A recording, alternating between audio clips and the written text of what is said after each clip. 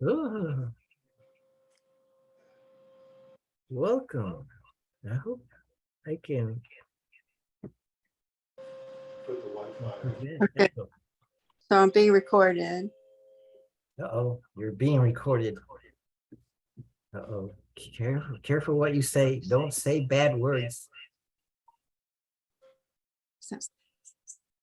Let's see. Welcome, friends, to Wake Up and Think Clearly. I just woke up. Is there a, Joel, yeah. Joel in Tokyo. And he did too. mhm. Vinci's on the cell phone, but he can't figure out how to undo his video. My video is stopped because it says I'm in safe driving mode, but I have no idea what that is or how I did.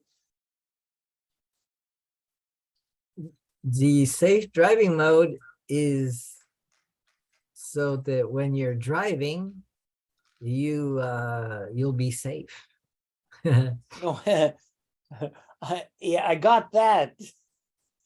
But how did I turn it on and how do I turn it off? I'm not driving. Oh, maybe there's a button that you press to get you there. So you press the same button to undo that. Is that Okay, but which button did I press? maybe it's hidden somewhere on the phone? Maybe if you tap the phone screen, it'll come up. There's 3 buttons There- down at the bottom. Maybe the Oh, here we go. buttons hide it.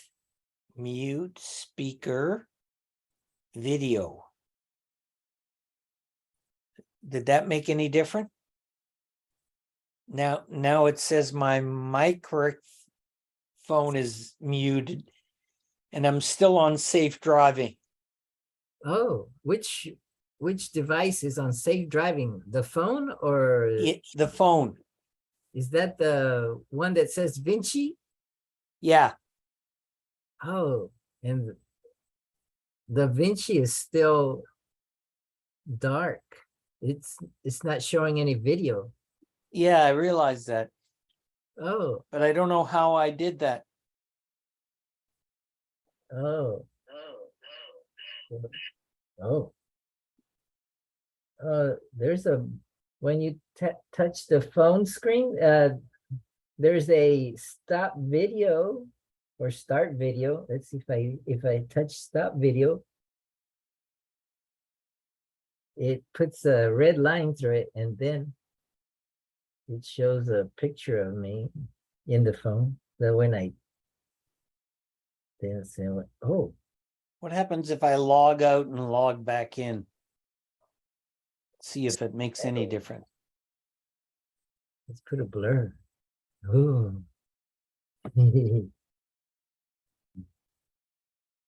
Let's see. Okay, I just logged out. Now I'll see if I log back in if I'm still in safe driving mode. Oh. What if I mute myself here?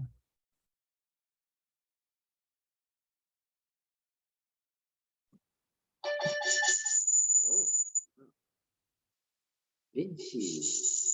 You have to let me in, Jairo. There, now my video's on.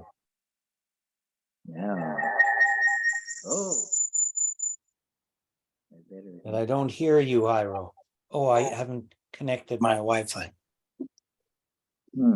Okay, here we are. Maybe I should go back to.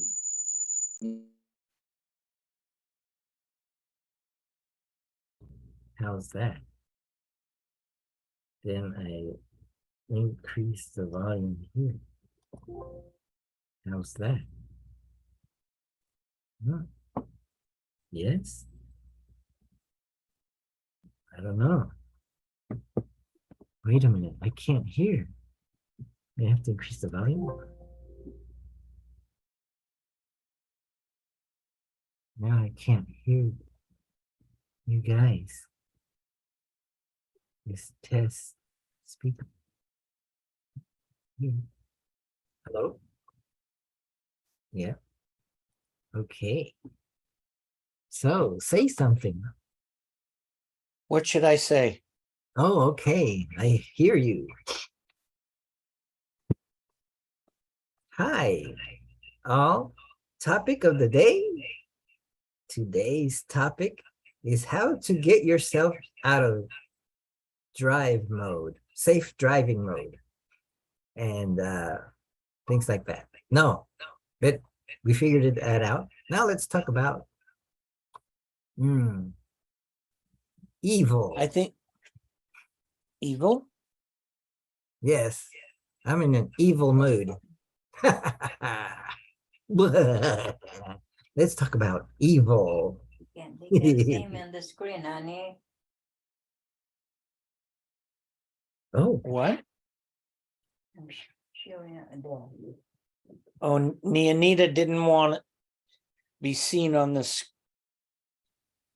yes, I She'll saw. lose her membership in the Screen Actors Guild Oh, because this is not a union protection.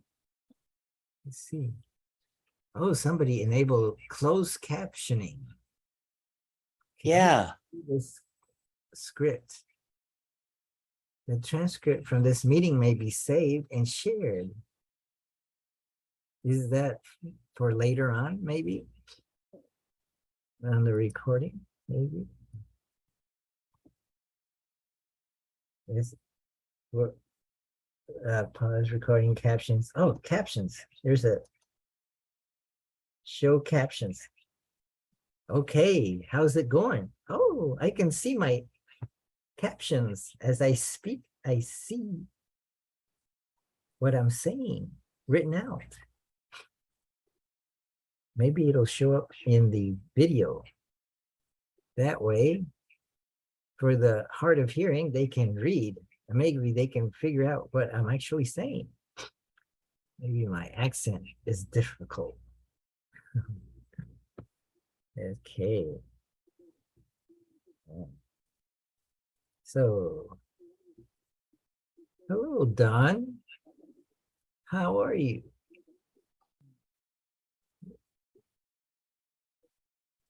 Oh, and hello, Peter. How are you? This is Jairo, your host. Wake up and think clearly. I'm still not awake, and I still don't think clearly. It may be in a few hours I'll start thinking.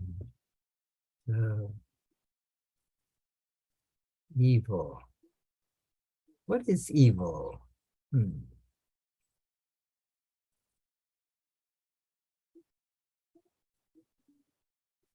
Oh,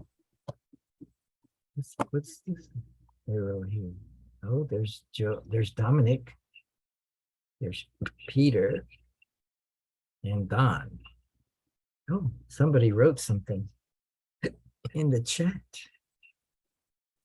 Oh, it's gone. Where did it go?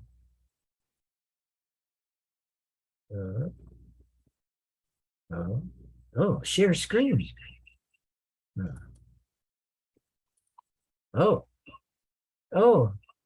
what is the true meaning of evil? Morally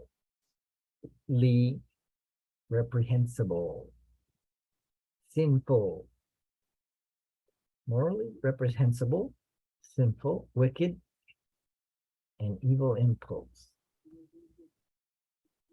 arising from actual or imputed bad character or conduct, a person of evil reputation. So on that note, Jairo, that's a definition that is you can pick up on Google or whatever. You could change the word evil with bad, because then there's words that we use such as an evil world. What does that mean when we say evil world? Are we saying that the world is bad? Or are we saying in some languages, evil means material? So now evil could be classified as a material world. I've shared that with you before with rights and wrongs. Just change it to rights and left. Those are just directions. Oh, So when you read evil backwards, you get live. sure, you can even add the word D to it, devil. You could put So- all, okay. Does that mean that all we have to do is read what we see backwards and we start to live? Could be. Like again, we're using the Go English. into live, or maybe it's live. You could go devil, lived, yes. But again, every time you use with the English language words, there's meaning to it. There's also sounds and frequencies. So there's like when you, it's like when you do a math formula, you can double, triple check it in different ways. So for example, the word evil, people will imply based on that definition. That's implying that people even know what morality is. So, but when people use the biblical story of good and evil, could also be implied good as spiritual and evil as material. So once you know that premise, you're the observer.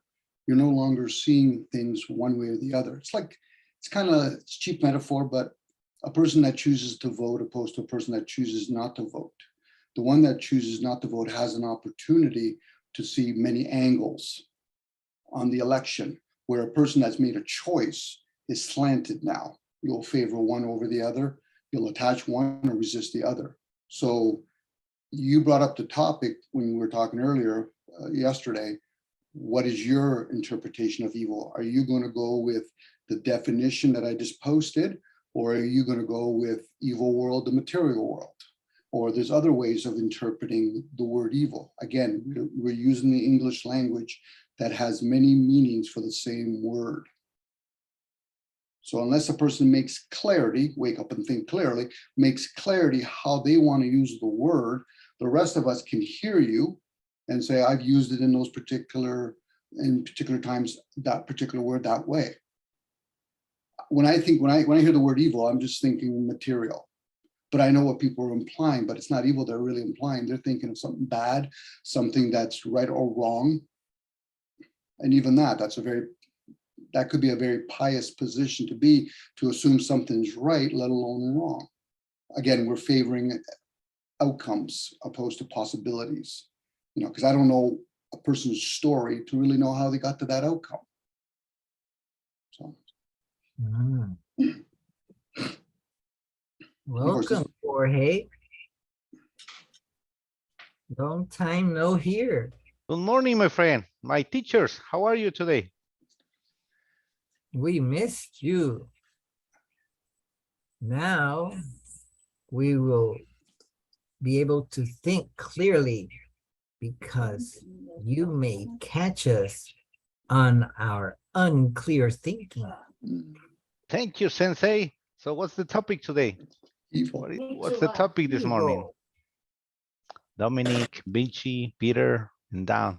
Good morning, Evil. everyone. Evil. Eagle. True. Oh. Evil, not ego. Evil. Your ego could get involved, yes, but evil. Okay. I'm listening. What is evil? What? Is it an act, Jairo, in that sense, or is it a feeling? Oh. Because if somebody's committing a crime, let's Oh. say somebody's in the military and he shoots somebody, what's the difference between that or somebody that's a mugger? Is the act still evil? If a person favors life, then that would be an evil act based on that definition, regardless if you're representing democracy, some religion. Again, those are all different windows called perceptions in each moment. That's a good question. Is evil an act, or is it a feeling? Mm-hmm. And one might motivate the other. Oh, maybe it's both. Could be. It could be, Jairo. It could be both. but maybe they're so separate, they're so close to each other that they look like they're the same or both, that maybe one just perpetuate the other one, or we're just playing a game with ourselves. Maybe it's an act that we feel that is reprehensible. So And who gives? mad about doing that act, Mhm. and but that's a feeling that we have. What if the act is really not is neither good nor evil, but the way we feel about it makes the act good or evil.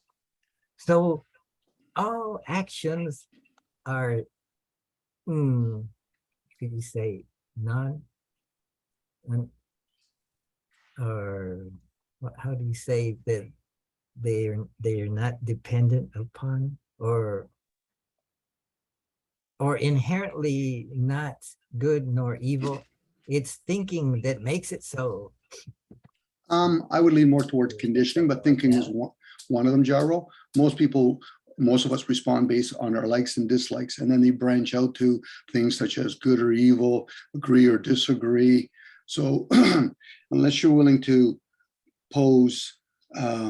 entertain many different ideals at the same time, you're going to lean towards what's been conditioned in us, which is the language, the words, and the definitions. So evil, the way that Conditioned. What is being conditioned? everything, the language that we're speaking is a condition within us. So if we go to the same school, when we get conditioned to feel that this particular act is evil, then we will both agree that it's evil, and we imagine that the act is evil and will always be evil. What's your definition at that moment, Jairo? What's your definition of evil? Are you talking from a base of morality? Because if evil is used in what I use the word material, it just is what it is. A tree is evil. It's material. My hand is evil. It's a material. Again, when you already lean and you think it's a bad thing, you're no longer allowing yourself to entertain many different ideals. It's like I've shared with you before, 1 + 1 = 2. 2 is the outcome, but you can use 100 - 98 or 2 × 1 or 4 to subtract 2. Those are different possibilities to get to the same outcome. So in this particular case, we'll say evil is the outcome. What's the many different possibilities or meanings we can use to describe evil? You're already leaning by allowing us to pre-assume that it's a moral thing, it's wrong. Well, then again, if you're in the military and you're committing a crime, or in this case, a duty, then what's the difference between that and a person that's mugging you in a corner? And who's the one that's being offended, if we're going to say that? Are we talking about the body that's being offended, or is it the mind? Because we're going to entertain with our minds definitions. Oh, what was it you said 10 seconds ago? I said many things 10 seconds ago. But there was something that caught my attention. Got your attention. So then are you truly listening from within then? Got that was kind of the opposite of we being in condition. Well, condition, I didn't say the word program. You know, right now, most of us are using many variations of the degrees. When I'm speaking the language or you guys are hearing it, those are different angles. You know, if we're reading it, that's another angle. So again, there's a lot of presupposing when people think of the word evil. And some people will actually even enforce it by saying, well, let's go based on this definition. Well, then who gave us that definition of evil? So you're not willing to entertain the ideal that good and evil is spiritual material, the knowledge of it. But that's biblical stories, because before it was written, it was actually spoken, or it was a thought. So in this particular case, I get the sense, Jairo, you're talking about evil that more times than not it's not your resistance to evil, but you're probably attached to what you perceive as goodness, good. You know, it's kind of like right and wrong. Most people are only going to be attached to what they think is right and resist wrong, or they'll push it onto somebody else. It's not, it has nothing to do with me, but it has to do with them. But when it has something positive, it's all about me. So they're going to take the masculine side and push the feminine side onto somebody else. Well, therefore, you must be wrong. Okay. Unless you're willing to entertain the ideals of many possibilities of the meaningful word of evil. But if you're only going to go one way, then we're talking about the acts to confirm it. Because a person can have evil thoughts, but their action does not correlate with their thoughts. Because a person could kill another human being, but they're just doing it because that's their job. So they're not really maliciously going out of their way. But if they want to be good at their job, they're going to have to consider, then I got to shoot a whole bunch of foreigners or somebody else. I'm just using that as an example. You know, because you could do the same example as of how you kill an animal for your own food. That could be classified as evil. Love thy neighbor as thyself. That was never implied just humans on humans. It could be anything. It could even be your left hand with your right hand.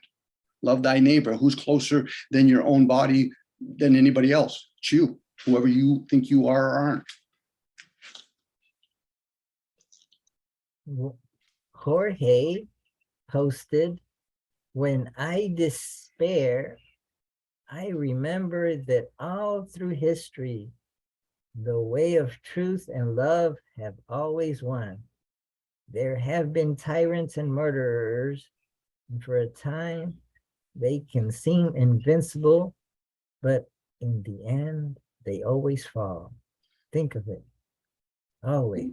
It could be, you know, whoever, Muhammad, whatever, Gandhi. Gandhi. But once again, if you're going to play this winning and losing, then you need both of them to exist. Without murders and tyrants, then what is truth and love going to do? You're presupposing, whoever Gandhi was yapping about, that we have winners and losers. That's outcomes again, opposed to truth and love and tyrants and murderers. One could just be avoiding the other, and the other one is trying to prove that.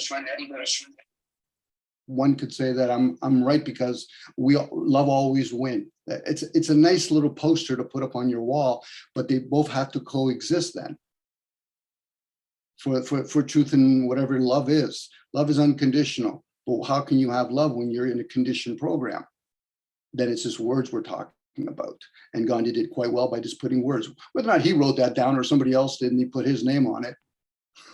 It's like me being Michael Jordan and I'm saying, well, you know, I'm promoting Gillette, but I don't use the damn thing, but I have such a name for myself.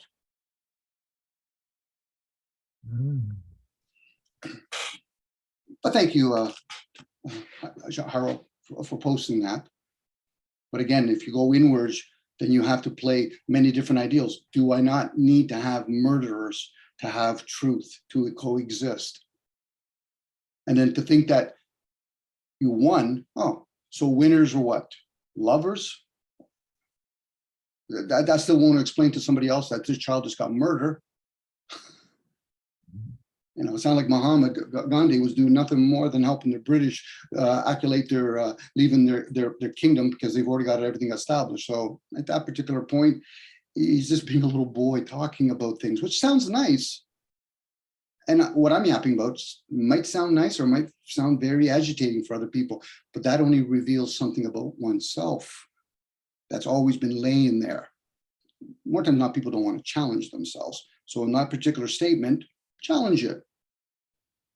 What happened if tyrants and murderers always won? But that just means truth and love are consistently still there.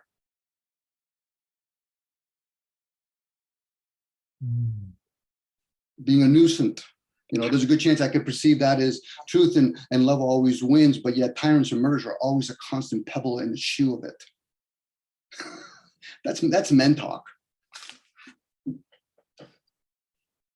Yes, I think that you're pointing to the possibility that the tyrants and murderers we are we've chosen them to be so because they're our enemies. So No. we make them, we call them tyrants and murderers and evil.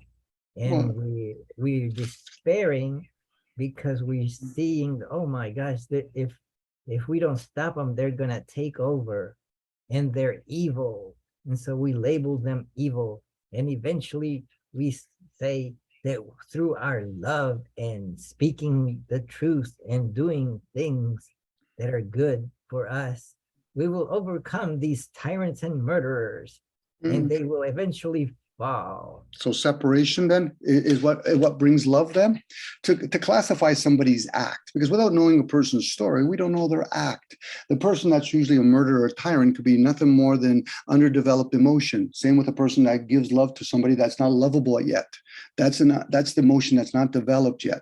By hating them or classifying them as evil, separation.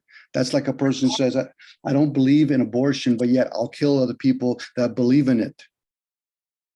They're not morality. They're not even evil at that particular case. They're just ignorant of all the different possibilities and outcomes from their decision, whether they put it only in thoughts or they actually act it out.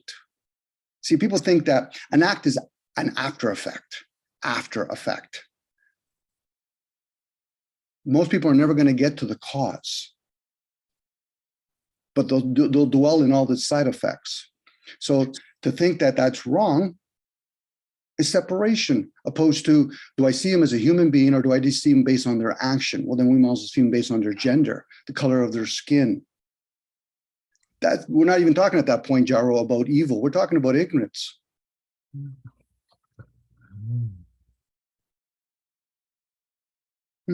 Yeah, that's true. People, that's a well-made statement. People who claim that they're evil are usually no worse than the rest of us. Same that people that claim that they're good. You can use the opposite spin on that. You know, when somebody calls himself self-righteous, opposed to righteousness of the self-righteous by, oh, I'm good. Why? Because my religion, my state, my science views agree upon. This is why people defend, and then it becomes a debate. They debate themselves. But what they're really trying to do is be clever by saying, well, if I prove somebody else is wrong, then therefore I must be right. Okay. Go to England, do 4 of those, you've done a roundabout. You're back to square one again. So how does it advantageous to you? You know, separation would be classified as an evil act. A person that wants to live off the grid because he doesn't want to pay certain kinds of utilities and all that could be classified as a selfish act. Why? Because you're basically leaving everybody behind. Well, I don't care about anybody else, but you like the truck that you're up there with.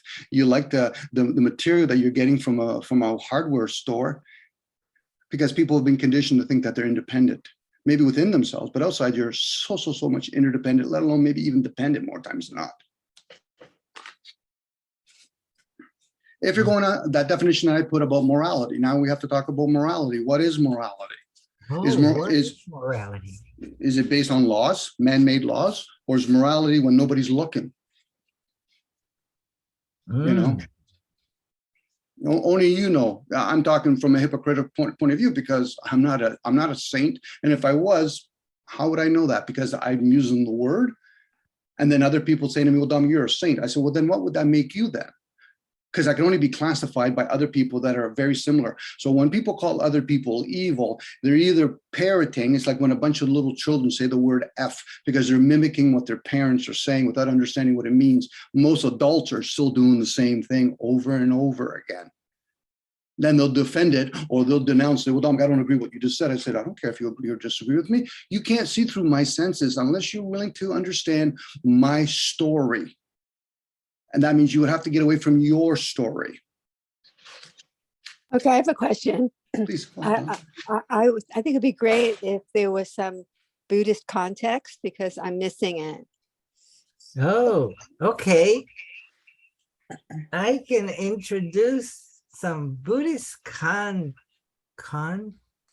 Context. Context.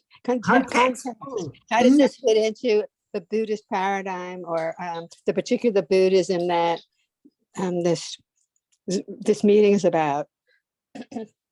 Oh, yes. So Oh, I was Look. thinking about introducing that. We actually did introduce it from the beginning, that when that there is an action, Mhm. but I'm not sure. That's what I Well, thank you, It- Jairo. it's If an knowing Don has presented that. is an action is an action inherently good or evil, or is it think oneself thinking about that action makes it good or evil? That's what let's see, Shakespeare said something like that. There is neither good nor evil, only thinking makes it so. So if we all agree, oh, killing is bad, is evil, so we decide to avoid it, and then when we end up doing it, then we feel bad and we go repent and all that. And so, but then there's the idea of karma, that is that karma is, I think, is like a mental imprint that you acted on something, and then that places a mental seed, and it could get embedded in the subconscious or somewhere, or maybe in the Akashic record and somewhere, and then maybe far in a future moment, it comes back at you. Jairo, at that point, since Don brought it up, because I didn't realize you were bringing other people about talking about the Buddhist contents, usually the underlying for most about it, whether people want to be a monk or whatever, is the form of attachments. That's the number one suffering, not resistance to pain, but attachments to your pleasures and comforts. Because I talked about a program or conditioning, you can actually become attached to it. So a person can be attached to the word that goes with action. Now, if you could be the observer long enough, you can fast, you can observe long enough, then you can see all your attachments. So the word evil, it has energy to it. Same with good and all that kind of stuff. So if we're going to, or people want to share about the Buddhist contents, the biggest majority of the Buddhist teaching was about attachments, hence all the different rebirths, because he was still attached to the ideal of trying to break the attachment, opposed to just observing it for what it is. It's kind of like the double slit experiment or whatever. When it's being observed, it does something different. But most people don't observe their own action, let alone thoughts, because we're experiencing thoughts. Those aren't ours to own. When I say the word hand, I'm saying the word. It's not on the object, but the person's also having the thought called hand. So once you become aware that you can become attached to many different, we'll say, languages, colors, numbers, spoken words, thoughts, emotions, all kinds of stuff. So the word evil, we've become attached to many meanings to it. Now, if we were using Greek, we would probably attach to its comprehension, because Greek's a comprehension language. So now, if a person wants to practice Buddhism, by doing all the act, wearing the cloth and all that, those are forming attachments. Then you associate to the colors. I do good deeds. The fact that you say it out loud, then you're not really doing good deeds. Why? Because it's not for you to say that you do good deeds. Allow others. And they might ask questions. Oh, Why do you do those you things? bring up the idea that an act is inherently good or evil because other people will observe it and say, yes, that was good of you, or that was evil of you. Mhm. Or maybe that is a result of convention. Like we all agree that from now on, this is evil and this is good. And so if we fall into doing the evil, then you did something evil, because we all agreed on it. But if we go to another tribe and it's something else, then we, you know what I mean? Can I Okay, speak? Manny, welcome, Manny. Good morning, everybody. What do you think about Yeah. evil? Well, I think we can all agree on the deepest level, everything is imperfection. But here we are in this little bit of light band in 3D. And I think we could also, for me, we have this agreement that if we do no harm and we get in alignment, that's good. If we cause harm, we're hurting people or Oh. places or things. I like to keep it real simple. That's a good measure. Yeah. You Kind of can, like the Manny. golden rule. Well, the thing is, if you say do no harm, I'm going to challenge that, the words, Manny. I'm not challenging you because there's no concern, because you're who you are. Do no harm, as are we doing it directly or indirectly? Because indirectly, there's a lot of animals that get harmed. There's nature. Now, if we're talking about humans, which one are we talking about? Bloodlines? Are we talking about, because it's my family members? It's a nice, simple statement to say, but if once you go inwards and you observe it, then you'll see all the hypocrisy in that statement. Not in you, but in that statement. Because to do no harm based on what? And that's why you realize all of our attachments, we can even be attached to the, like you said, simple. That's why when I find it interesting, when we say we agree or disagree, do we see through each other's senses? No. So then what would you be agreeing upon? The sound from the word that you just said, or because it's pleasantries that we give each other, which is fine, because that forms what we call an attachment. Attachment. There's a reason why there's the Latin old word for mind. When I say mind, I'm not talking about the brain, but again, that's what we do. So now when somebody says something is evil, they don't realize, unless they can observe, you have many conditions before you even address it. The action is way after thoughts, way after thoughts. Same with spoken words and written words. Those are all afterthoughts. But when you can observe from within, while you're in thoughts, you'll see a lot of hypocrisy. Why would I say everything is imperfection when we're saying that from a very fetal mind? Right. Well, I would say, when I'm talking about everything's imperfection, when we move back and get into that space of just observing and being, what's to give harm or to receive harm? Because you're just observing. But I think when we get down to the basics of being physical human beings in our meat suit here, yeah, we have things that hurt us and pleasure us. And we seem to move towards wanting to be in pleasure rather than being in pain. And that's the attachments of suffering. See, like most people forget, you've never been outside of that vessel. The only person you're going to harm is yourself. Now, when you go and you pick up a gun and hurt another person, you're invading them now. Because you're never outside. And this is why I tell people, who taught you how to breathe? It wasn't your parents, wasn't your ego. There's something beyond the scope of the physical. But you get to experience it, because then you can start communicating to your own body and say, okay, but you've done a lot of harm to me, the way you sleep, the way you eat, the way you think, the way you receive things, hence Kabbalah. That just means receive. You're receiving information. So when I say the word behind you, Manny, you're wearing a blue shirt, where do you actually see the language that's attached to that thing called evil, which is called material? You don't see it, because most of us get caught up in the attachment. Well, I'm older, so I must be wiser. No, that's not how it works. We're still caught up in knowledge and belief systems. Discernment would be, I see nothing but objects around me, and even the word I'm giving to it does not explain it. That's why we have words like describe, and we express emotions. We haven't become consciously aware as a collective that emotions need different molecules to align, so you can do a thing called anger or happiness or joy. We're still at a very infinite stage. Most of us don't even know how Wi-Fi really works. We know how to use it, but we really don't know who gave us this ability. The Buddha was even trying to grasp that. Jesus, Muhammad, they're all trying to grasp that. But what teachings did they leave outside of the written work, which that plays havoc on the brain? Oh, Yeah, and welcome, as you Mike. speak so quickly, and you do ask several questions along the way, I can't remember them. So I'll Don't listen. worry. That happens to me too. Because what I'm sharing with you guys is what we do with each other. And Dominic is slow today.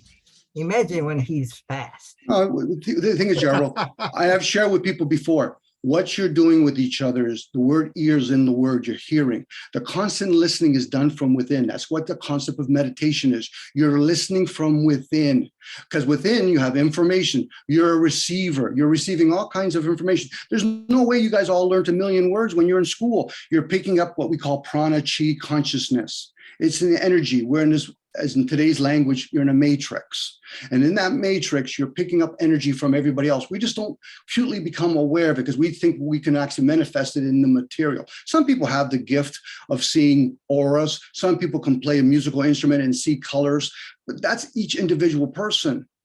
They all have their own different kinds of gift. That's why even the Buddha, unless you become like a Bill Gates and give up all your worldly possession, you're really not going to understand attachments. Oh, And if you do, you're going to find out, okay, I want to learn where the sun and moon has to be located to grow my crops. Now you're going to realize you're attached to the concept. Somebody else is growing your own needs. How tall does the grass have to be for each animal to graze on, that kind of stuff? We're caught up in our comfort. Go ahead. welcome, Mike. I'm going to mute myself. Let me clue you in on what the topic is. It's evil. And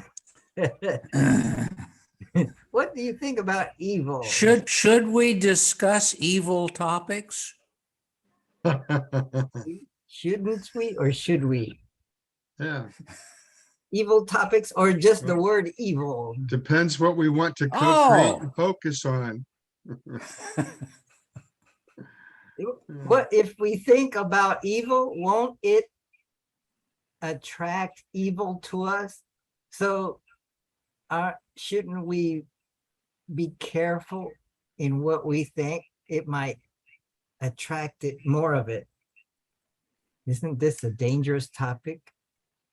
It could be. Well, We need to this- be really clear on what we want and desire and focus on co-create. Oh, That sounds like a good argument against thinking. what if we know what evil is, then when we think about it, when we can catch ourselves thinking something evil and say, oh no, let's not think about that because it's evil. So let's think about something else.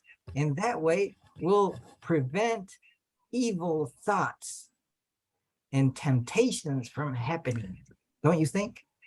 Well, you're validating. Well, at that there point. is an old argument in philosophy which says if you want to understand, if you want to be present with some given quality, you must also include in your universe its opposite. Mhm.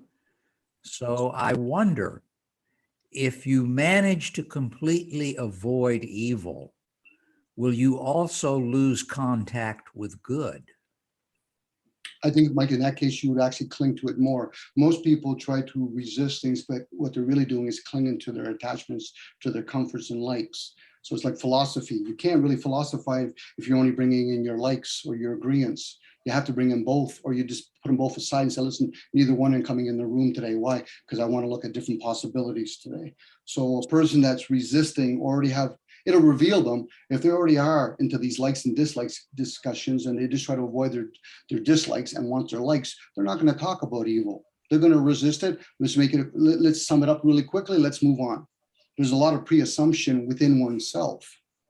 Mike, are you saying that if we try to eliminate evil, then the more we eliminate it, we start eliminating what was once good, because we start becoming suspicious of what was once good, and we say, oh, that's also evil. And then the good starts shrinking until there's nothing, because we've eliminated what we thought was evil, and we keep looking for things that are evil, and we see evil in good. And we start eliminating that. We start destroying everything that we think is evil. And eventually we destroy ourselves. Couldn't that be possible? Yeah, I think on the 3D, I think we are shifting out of it. It balances out. We have good and evil, and it helps us know one to know the other, to experience both of those ideas or physical feelings or whatever, however it demonstrates. Mhm. If we always lived in darkness, would we have any idea what light was? We come to experience enlightenment, Mike, in that particular case. Darkness Well, is if always. we were all in light and there was no darkness, we couldn't see anything, because it would Well, all it's just be pure it's white. just shades of light and darkness. It depends if you're at 1 or 1 million or 10 million or what dimension you're in. Mhm. Too many, but once again, if you don't know where language exists, you only express emotions. So that would be in the unknown, where it gets classified as darkness. We would call it the feminine or the inside. They both coexist. You use the word balance, but they're really a coexistence. We don't see the difference when you describe an object. In this case, you see a hand. You don't see the word hand, let alone the thought. But they're so closely knitted, you would think they're one. And once you realize you don't see hand, you don't see light skin hand, all those words that I'm saying are experiences. The material is a lineal experience. You don't see tree, you see a thing. In the old days, good and evil just meant spiritual and material. So the spirit is in the unknown. The material is what we call physical. So when we have all the words with the word act in it, action, actually, that's called karma. Once you become disattached, or at least become the observer, because that's a big leap to become disattached to things, you can eventually realize the things that I'm describing it are not classified with it. So now you start understand this, where wisdom and understanding comes to be. Most people are still on dogmas, belief systems. They might go to knowledge, they might know how numbers work, but they might not grasp the energy that are behind each number. Again, that's disattachment, but that's a tough one for most people because you're still in the physical form. Yes, we are. I think we could all of us agree to that at this point. Well, But- once again, that's pleasantries when we say agree or disagree, because those are just words we're giving each other. You can't see through each other's senses. That's all conditioning and program that we put in us. It goes back to the word evil. That's a condition and it has many meanings to it, because we're using the English language. It's a meaningful language, but it's not a comprehension language. But what if we agree upon what is evil in this group, but then we go to another group and see that they have a different agreement. And so we start a war with the other group, like a religious war. We say, we know what is good and evil. And the other group says, no, we know what is good and evil. And so we have a fight between the good and evil of what we perceive them as evil. So we create them to be our enemy. Yeah, Sure. I would think most humans wouldn't want to start and be a part of these wars, but we have these psychopathic, supposedly rulers or leaders that are pushing that narrative. I like to think of them as pretty much sociopathic or psychopathic, and Mhm. but most people wouldn't want to partake in that. And I think we would agree that to live in a voluntary society and to try to do no harm and be aware of when you're harming people or plants or, or anything. Well, again, many playing ignorant without being aware of it is still ignorance.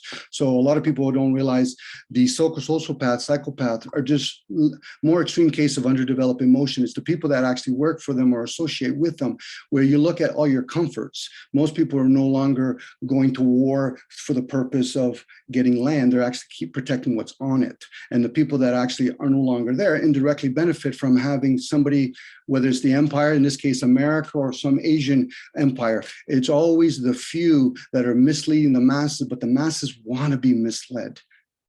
That's the irony, because most people aren't going to understand where the sun and moon has to be to plant their devices. I don't think people want to be misled. Mm. I just think there's so many people that, have that amiable human aspect, and they just don't want to push. Or maybe we've been dumbed down, especially the last 50 or 100 years with the food, the water, the EMF, and all the toxins and the media, social control and programming. Well, Manny, if we're going to go deeper on it, the invention and introduction of radio frequency, Wi-Fi, and electricity actually has harmed the human being. So their body now goes into disease because we're frequencies more than we are what we put through our mouth.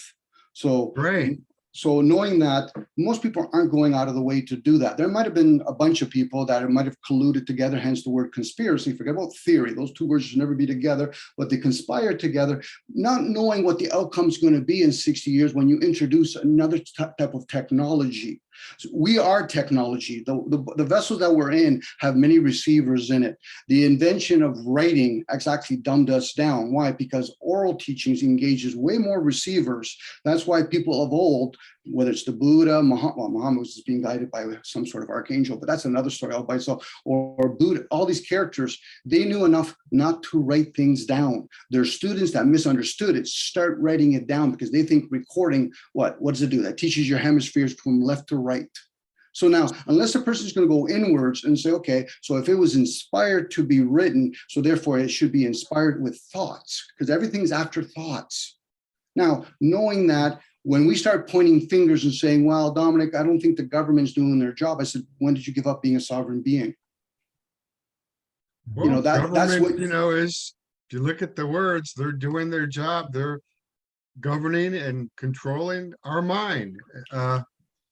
And To a it seems certain like point, right Manny. now with they've gone into a worldwide genocide and democide for some reason. the language dumbs us down. Actually, it enslaves us. If you're a foreign nation speaking somebody else's language, the frequency and sound dumbs you down. Now you have, it's like eating foods. There's certain foods, for most people to eat their foods based on their likes and dislikes. They're not eating it for health reasons. So, Absolutely. but I know that about myself. So I'm talking from the hypocritical point of view, and I'm okay with talking that way. Where other people say, no, I want to keep that a secret. I said, so your body being obese, or the way you're malnutrition, or the energy that I can see from you, who are you trying to fool here? You're not fooling me, you're fooling the self. This is why when people say things like self-help, self-love, I said, that's incorrect. It's when you're loving the self, helping the self, knowing the self, ripping a new hole in the self. Now you realize the program called the ego needs to know its place. This is where the Buddha understood about fasting and meditation. Why? You fast long enough, your body no longer, which is its own entity, knows no longer I have to do that task. So I'll help you whatever endeavor you want. So then I'm gonna fast and meditate. I'm gonna listen inwards. People, when they say things outside, oh, I'm listening to you, I said, you're not really understanding. What do you mean? Because you don't listen outside. You hear people. You're listening always inside, whether it's your insight, intuitive, many words with the word in it, because we leave little crumbs for each other's. But when I say that, I'm not talking about the human aspect. It's the being part. Now, I know it's a play on words, but then again, words have energy. Then how would me and Manny, if we're walking Where in, do you get your energy? well, it's the same way you expend it. We exchange our energy for fiat currency. Currency was never designed for the way it is today. It was designed to aid bartering. The elites, and when I say the elites, I'm not talking about those rich families you hear about. I'm talking about people beyond them. Basically, they always barter. So they're staying true to nature. We're the ones, because we're too busy being little spoiled little kids. And I don't care how old you are, being spoiled little kids that think, oh, wait a second here. But then meanwhile, I'm thinking, okay, so you're so independent. Okay, so next time you go to the grocery store, whose food are you gathering? Whose money are you using? Until people become aware of that themselves, they say, well, then I've been nothing but harmful to myself. I said, you've done the first step. Now you're teachable. Until then, I tell people, Dominic, go ahead. is Dominic the speaker today? I'm just talking out loud. I'm always my own student. Speedy Gonzalez.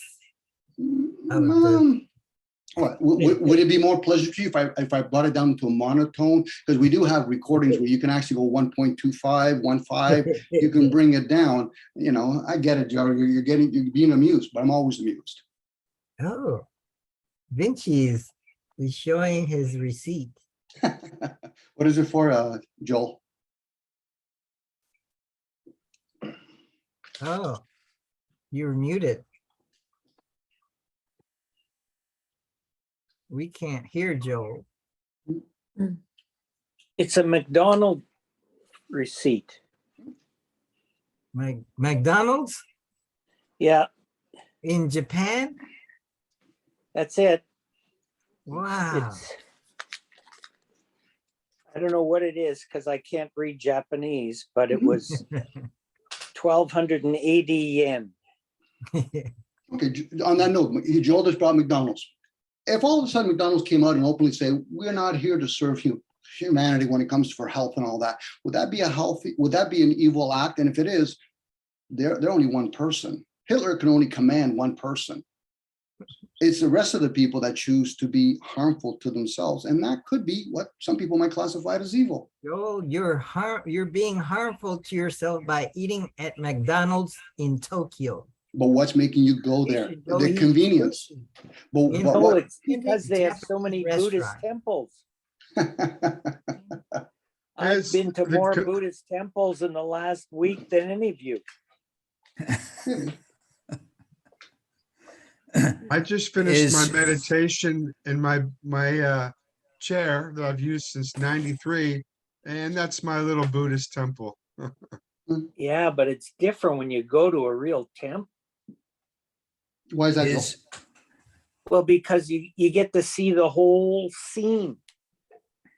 You can shake the little container and draw your fate, and then you can take your fate with you or pin it up on the line, or you can light incense and make your body awash with the incense, ward off all the evils. It's a trip, man. You can what with your fate? They have a practice whereby you shake something like a metal container with letters on them or words. I'm not sure. My Japanese is a little rusty. And then you take that letter and you go to a drawer. And in that drawer, you'll find your fate. And if it's a good fate, you keep it, I guess. I'm not really sure. And if it's not a good fate, you can pin it on the line. And I don't know what happens. Leave the bad luck. Yeah, leave the bad leave the bad fortune behind. Crows come and eat it. Well, maybe, but so Joel, in that moment, in that moment, is that making attachments or is it revealing one's own attachment they already have in them? I don't know. I'm still stuck on ontology and phenomenology. But all this is just part of my ontology. But the bits of paper and the shaking the sticks, that's definite phenomenology as far as I can tell. So now, knowing that you're in Tokyo, you're also playing, whether you're aware of it or not, you're playing with a different hemisphere now. You're in an energy where the hemisphere is different. This is why when people of the East are different than the West, this is why we have writing from left to right or right to left, up and down. Those plays with hemispheres. You're leading with more with one opposed to the other. So when a person, if the Buddhist temples were in Canada or in the States, which they are, it's a different hemisphere. So the energy would be perceived differently. I mean, from the toroidal field physically on the planet, those kind of hemispheres, or it will affect humanity physically, but it will affect you more spiritually. Oh, Mike, when you create a reality in mathematics, do you consider what is good and what is evil in that reality? No. What we consider are things such as, is it elegant? And in particular, is it useful for whatever purpose I have in mind at the moment?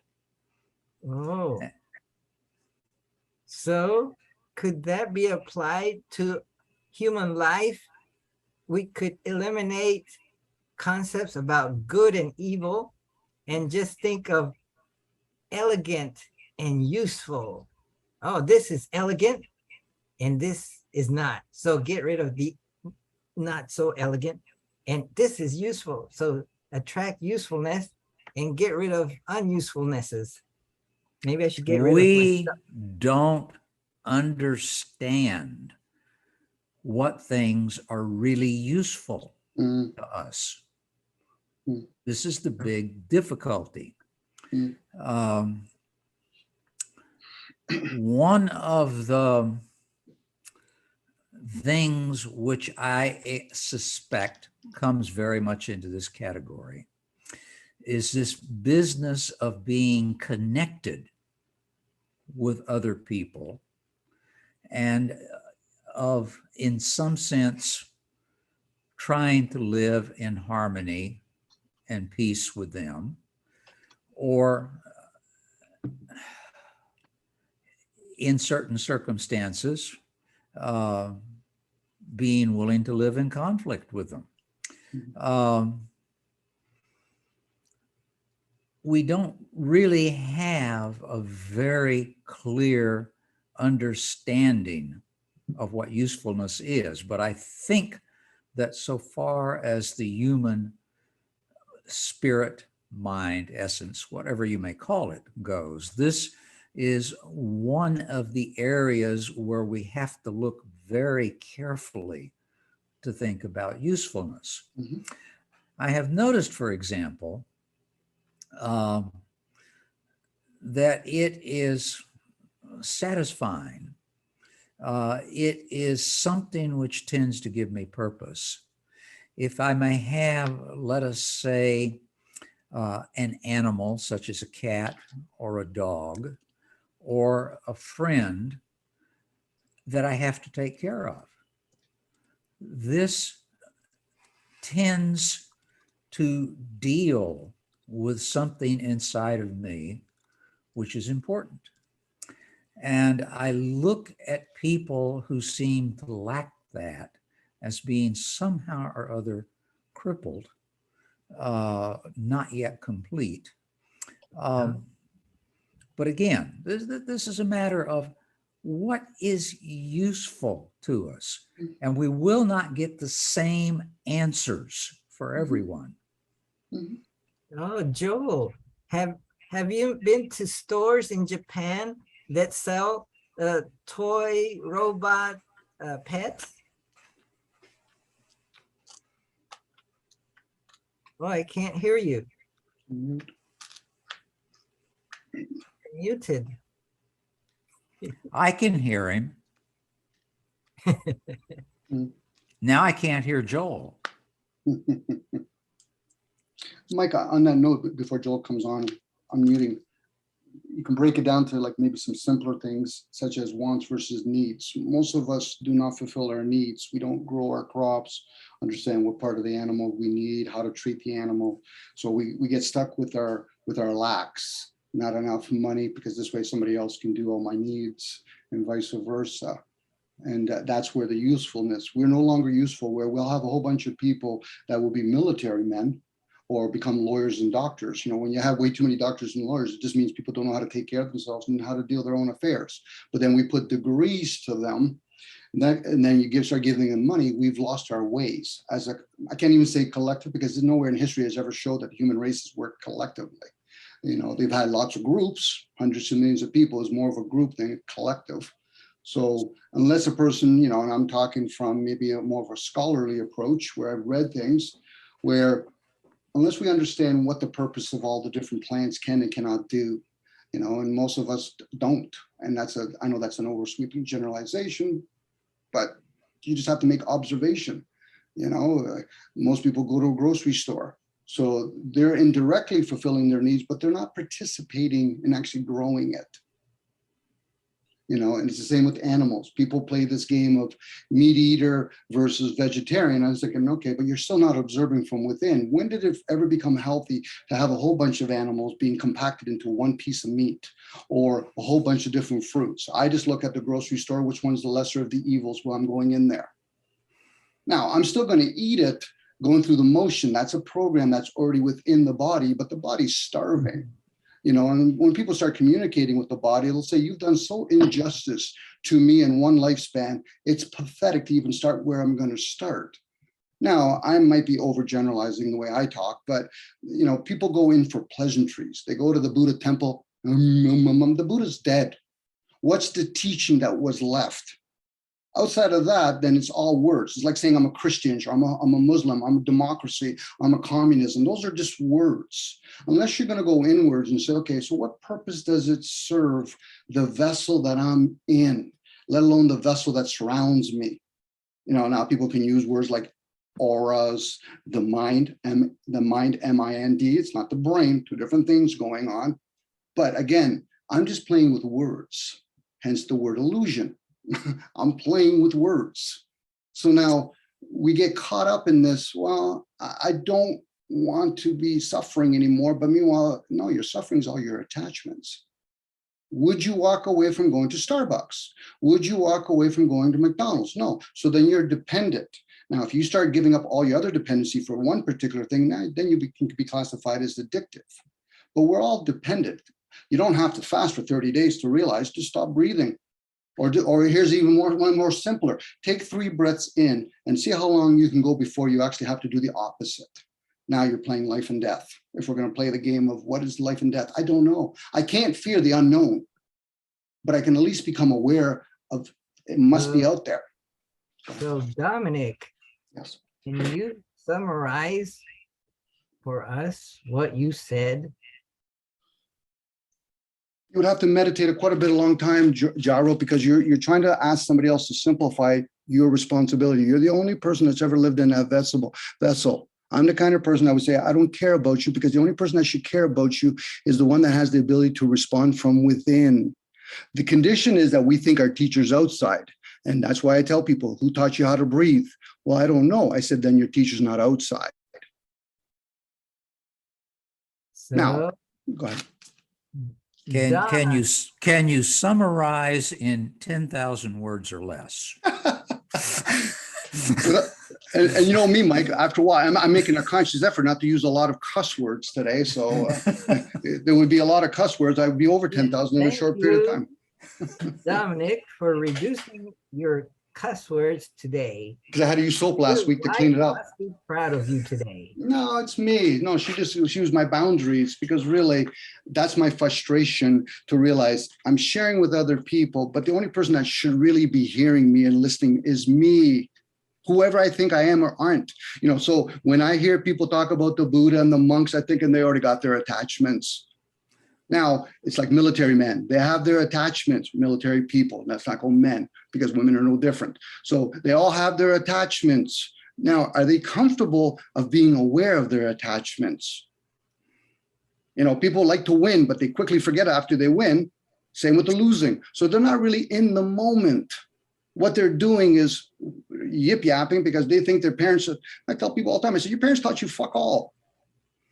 Oh. And if you, a curse word. yeah, sorry, I accept A that. curse word or a dirty word? That was a curse word.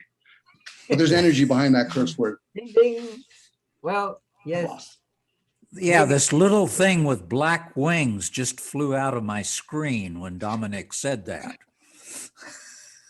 Yeah, I Bats. loved Osho's talk on fuck. Yeah, That was like that. pretty incredible. Yeah. Yeah. Well, again, if these characters were still around, Jesus, Muhammad, and then they say all these attachments that we have more now than they had in those days, they probably had those too, where obviously they would have, but it would just been in a different part, because now the masses are introduced to a lot of these attachments. So now they would probably say, no, I'm not writing down nothing. I'd be like a monk slapping somebody in the back of the head and say, did you get your attention? It's not my attention I want you to have. It's your own. Is it possible? Is it possible and useful to live without attachments? But you can still have stuff, but not be attached to them. Is it possible? You're talking from a non-observer point of view now, because if you actually are observing, you realize you should be comfortable by becoming aware that you have many attachments. Oh, so it's useful to be aware of our attachments, but it's okay to continue to be attached to them. Just be aware of them. It seems to me that the main thing Dominic is talking about is what you might characterize as mindfulness, or to put it another way, whether or not people are conscious or unconscious of what goes on in their own minds. Mhm. Mhm. And then they hide behind, oh, I go with my heart. I said, the mind flows to all parts of your body. The emotion is, and then people wonder why about acupuncture, because people have trapped emotions, and most people never develop themselves in their childlike developing years, their emotions between the age of 7 and 14. That's when you actually start developing your emotion. That's why when I say people are very childlike, why? Because why would people kill another human being in war? Because that's their emotions. They're not developed. If you truly are developed emotionally, like, why would I go to war? Why would anybody even build a gun unless we're actually, thinking of killing an animal with an honorable killing, a quick shot? That's the whole ideal. Now, again, there's a lot of people that are unemotionally developed. Now, many had talked about it. There is psychopaths. There's narcissists. People that spend way too much time in the gym is a narcissist. That's not a psychopath. They could be psychopaths too. But it's the people that are with these characters that are even more underdeveloped emotionally. When they start pointing fingers, well, I was dating this narcissist. Then why didn't you leave? Because you were attached to something. What was it? Was it your parents? You saw your mother and your father mistreat each other? Was it your community? This is where people just don't go to that point of awareness by listening from within, because something will communicate with you.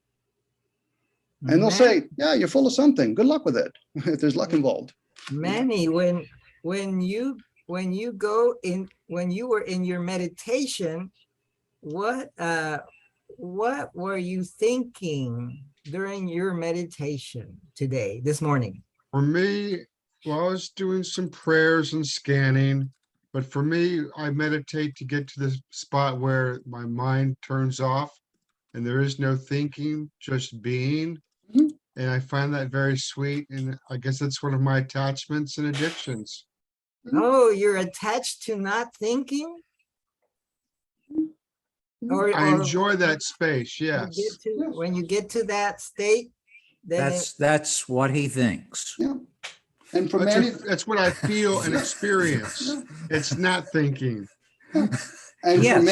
for many, that might actually work, but for other people, it's not a big leap. No, I'm not saying that to you, Manny. It's not a big leap because most people don't know how to think. Forget about not thinking. It's how to think or how to feel.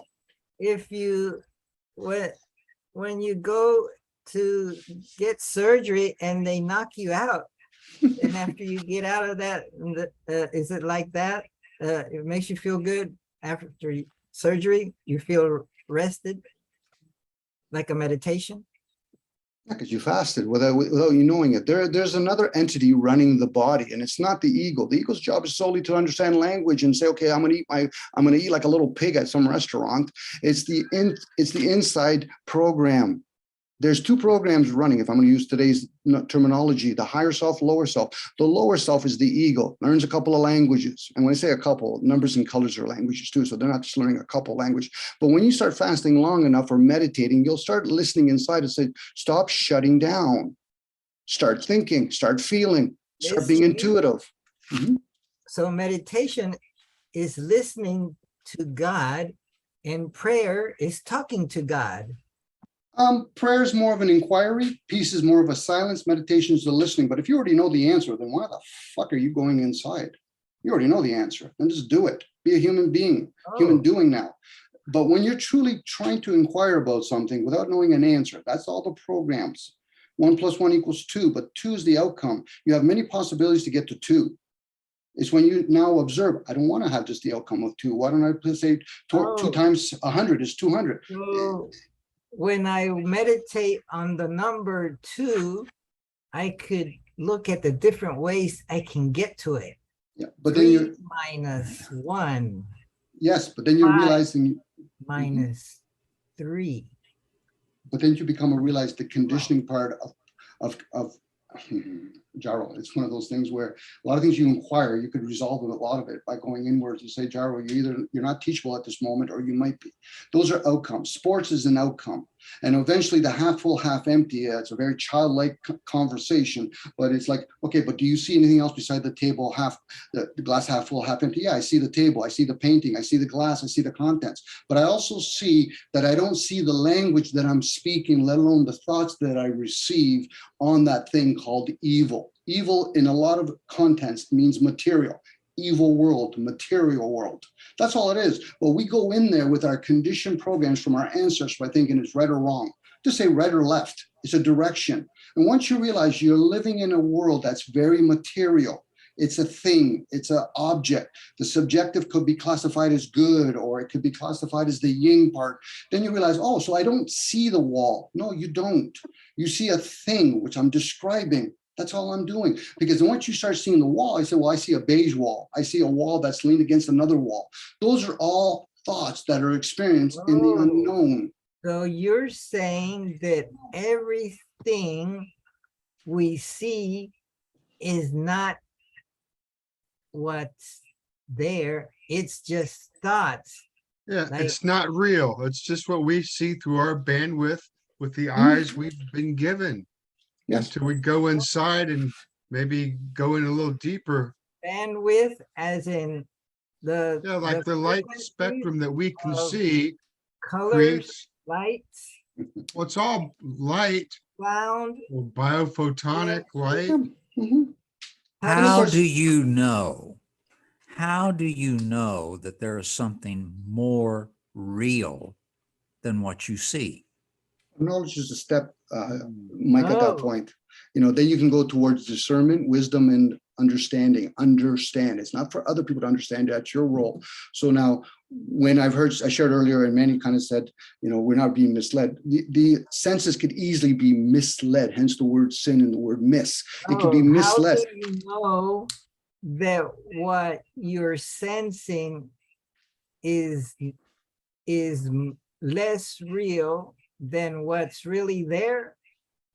You should question it, Jairo. In this case, you question things. Things means that you question the emotion that you experience, the reason that you have, the thinking. You should question those things, like checking a math question. You got to always question those things, because behind things, after a while, when you're ready to be the teachable student, then you start realizing there's the essence to things, because the darkness overshadows the light. Not the other way around. That's why people say enlightenment. You're just coming into the light, but where are you coming from, or what's surrounding it on a constant basis? Close your eyes. Do you see colors? When you open your eyes, do you see colors? You don't see colors. You're describing a thing that you call colors. Let me go back to Yes. my point for just a moment.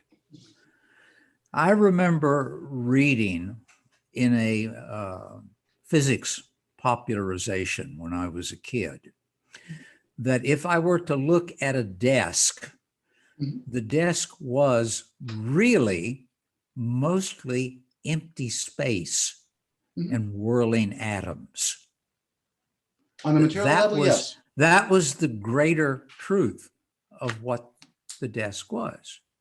On the material, And yes. I have seen that sort of statement again and again.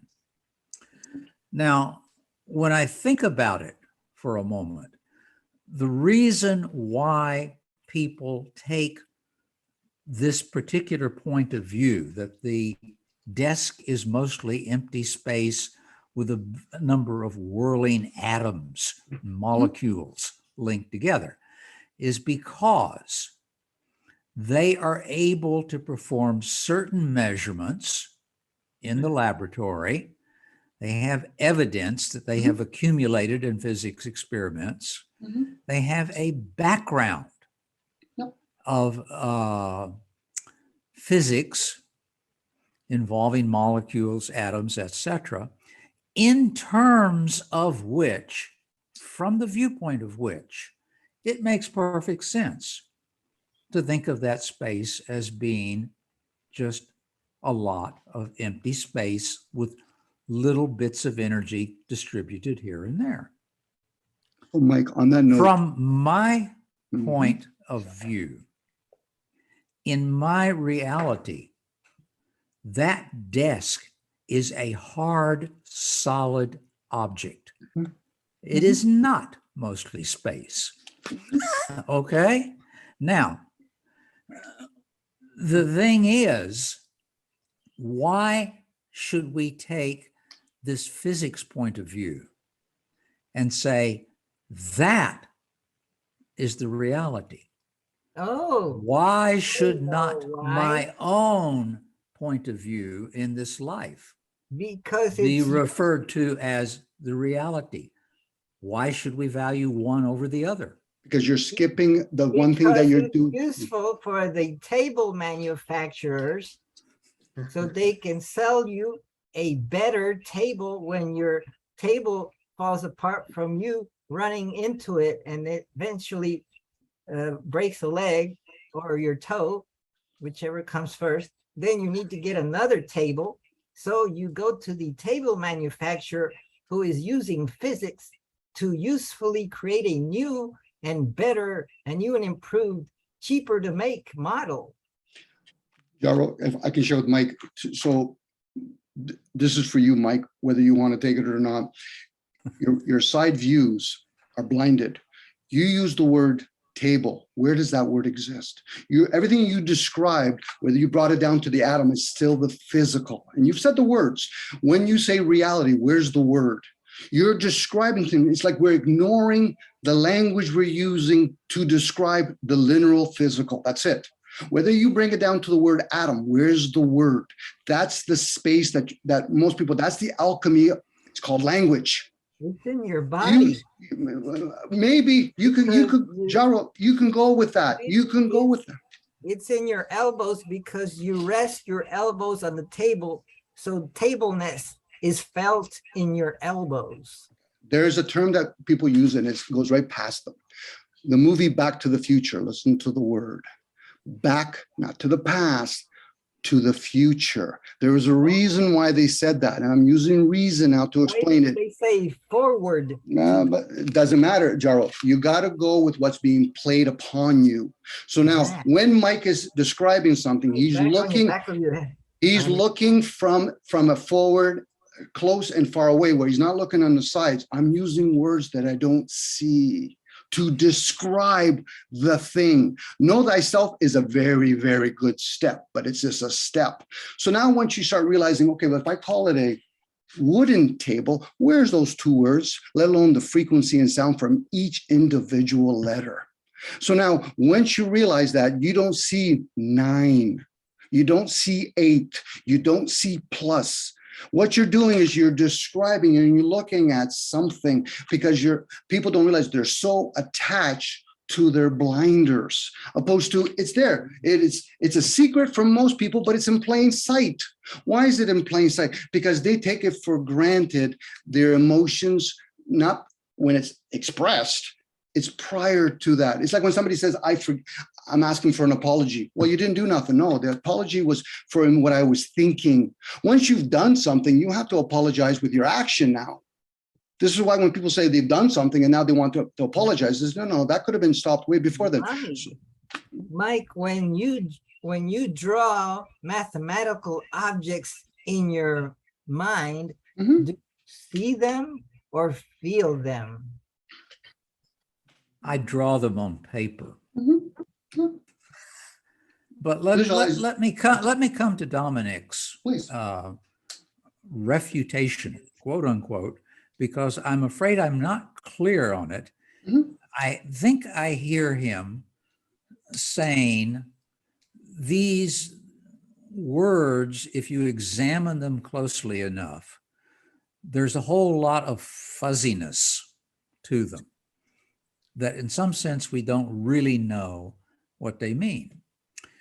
And I don't see exactly how that says that the question I'm asking is wrong.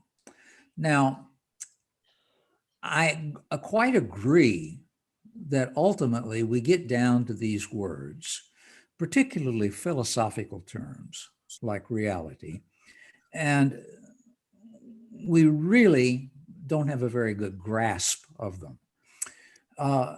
About the best that can be said when we're using such words is that if we use words like table and leg, in everyday life, in our ordinary interactions, we have somehow or other a good enough feeling or picture or whatever for these objects that we can get useful information across. Mhm. People tend to feel, yes, I understand what's being talked about when someone says, put the plate on the center of the table. That's in everyday life. And yes, ultimately, if we look very, very carefully, there is this irreducible fuzziness and often contradictions in use of terms. But I think we're pretty much stuck with the fact that the views that we have of quote unquote reality, whatever you may choose that to think to be, have problems with them when you get down into the nitty gritty, the difficulty.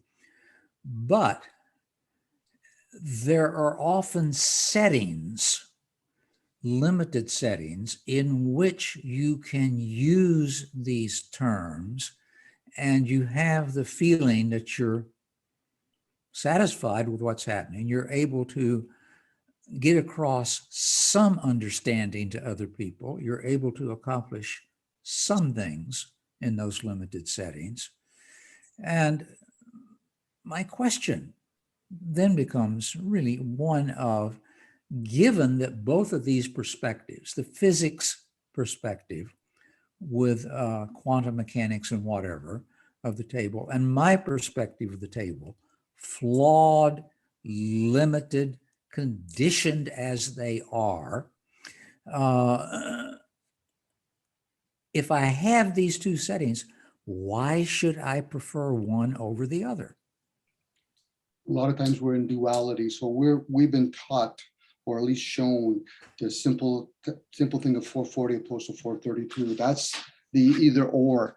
Each number of the 440, is same with the Sikunaku sequence, you don't have the number 4 because each number is a gauge. We don't see time, but we use numbers to gauge this idea that we can't see. So every word that you said in that whole sentence, Mike, each one has a different frequency to those words. So now it wouldn't just be, when you have 432, it adds up number 9. Number 9, I've shared with you guys before, is that's the number that gauges the spiritual meeting the material. That's why the Asian culture have been conditioned to like the number 8. It's a material number, but they actually don't like number 4 because that's the time number.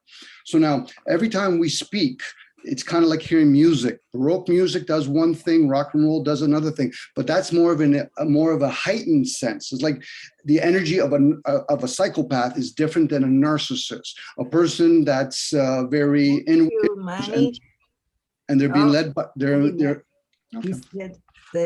He said bye. Thanks, Manny, for joining us. So in that sense, there's a lot of condition that we all have going in here, Mike. So when you say things and you're hearing yourself, the physical, you're trying to understand things from the physical. So when you do that, you don't see, when you're driving a car, you don't see things on your left or right side more times than not. You literally have to turn your eyes so you can keep staying focused, opposed to saying, well, I can see that with my left. I can see through my left and right side, but I don't practice it enough. So now each word that we have is actually an experience, way more superior than any material experience you have. When you see a sunset, you're literally, the words that you're using to describe it is the experience. You're probably, and this is why when people say they agree or disagree, based on what? On your physical senses? Because let's say we say something in Chinese and somebody says, well, Dominic, I don't understand the language, but you're experiencing it by hearing somebody else. You might not never learned the craft of Mandarin, but you can both point as a safe net to the physical. Say he must be talking about the sun. Maybe. He could be talking about the clouds behind the sun. And this is where we go to school to be indoctrinated. We might become good at it, but it's still an indoctrination. And if it's in the program, you should be able to be taught how to question the program itself. You should be able to question, why is numbers the way they are? Or why is colors the way they are? Why is it if I'm born gifted to be a runner, but I still have to learn how to restructure my breathing? Because breathing will intake and outtake will give me a better lung capacity. Then I can actually excel even more. We're always learning a craft. So every time you use the word reality, you're experiencing more the word than actually what you're perceiving as reality. And more times now, we don't realize how much we're perceiving everything on the physical. Oh, Dominic, I see this table. No, you don't. You're seeing a thing. And when you describe a fridge, you're still seeing a thing.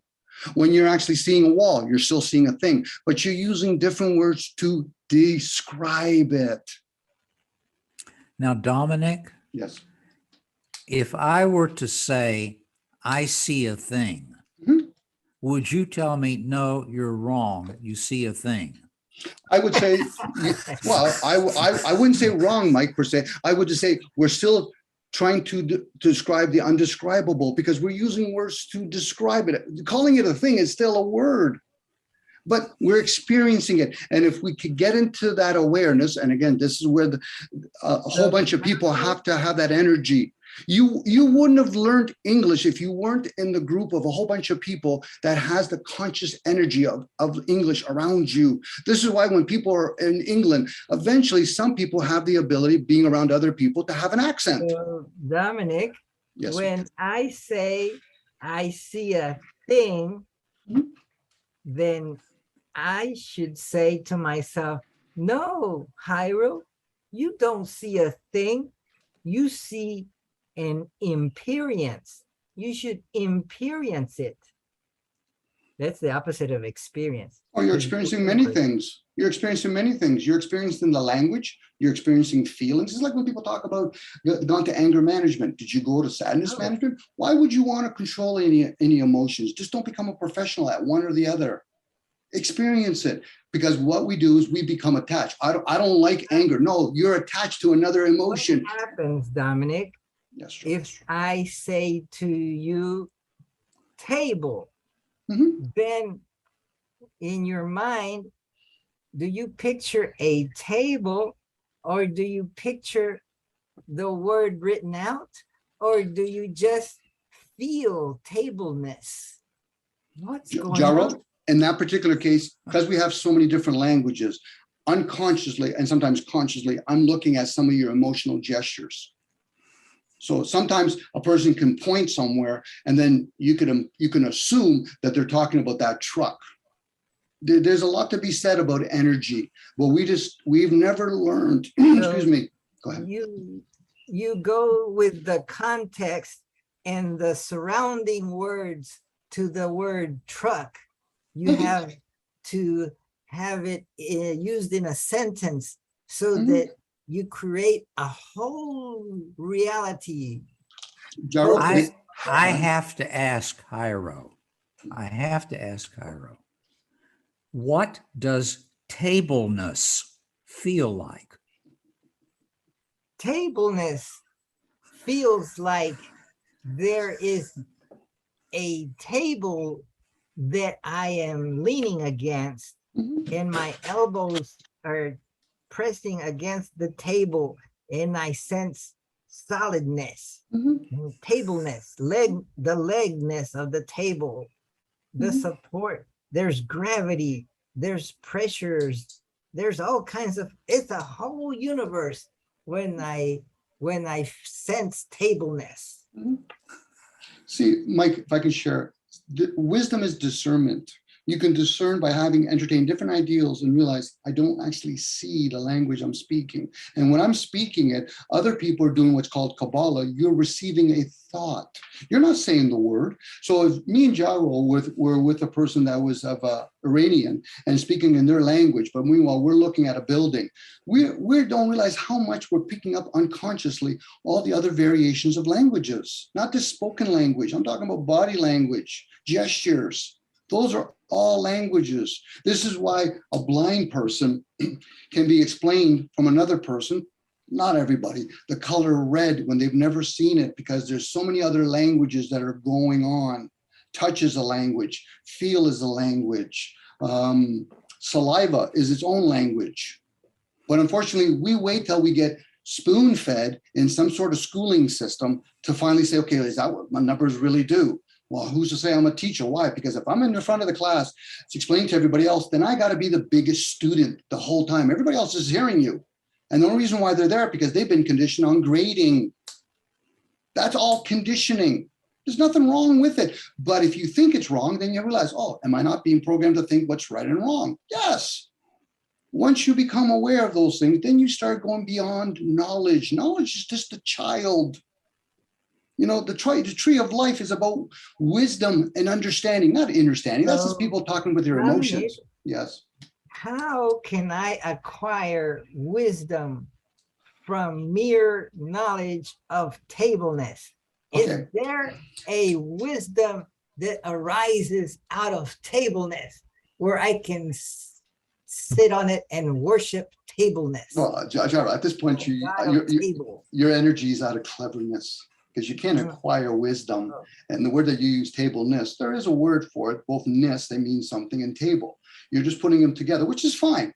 You like to entertain and amuse yourself. And I'm okay with that too. I always tell my buddies all the time, I said, I hope you understand I'm amused by you, and I hope I'm amusing you. Tableness as in the essence of table. Now you're talking the essence. You would have to look beyond the ideal that the things is that's all it is. The essence to table, the energy that we all give.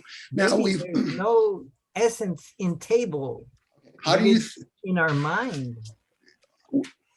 Yes. So Mind, no not the brain, mind. There's the reason why there's mind. There is like a high-tech computer that runs Siri. There is a high-tech program that runs us. And when I say us, all the functions that the ego doesn't even have a slightest clue how to function.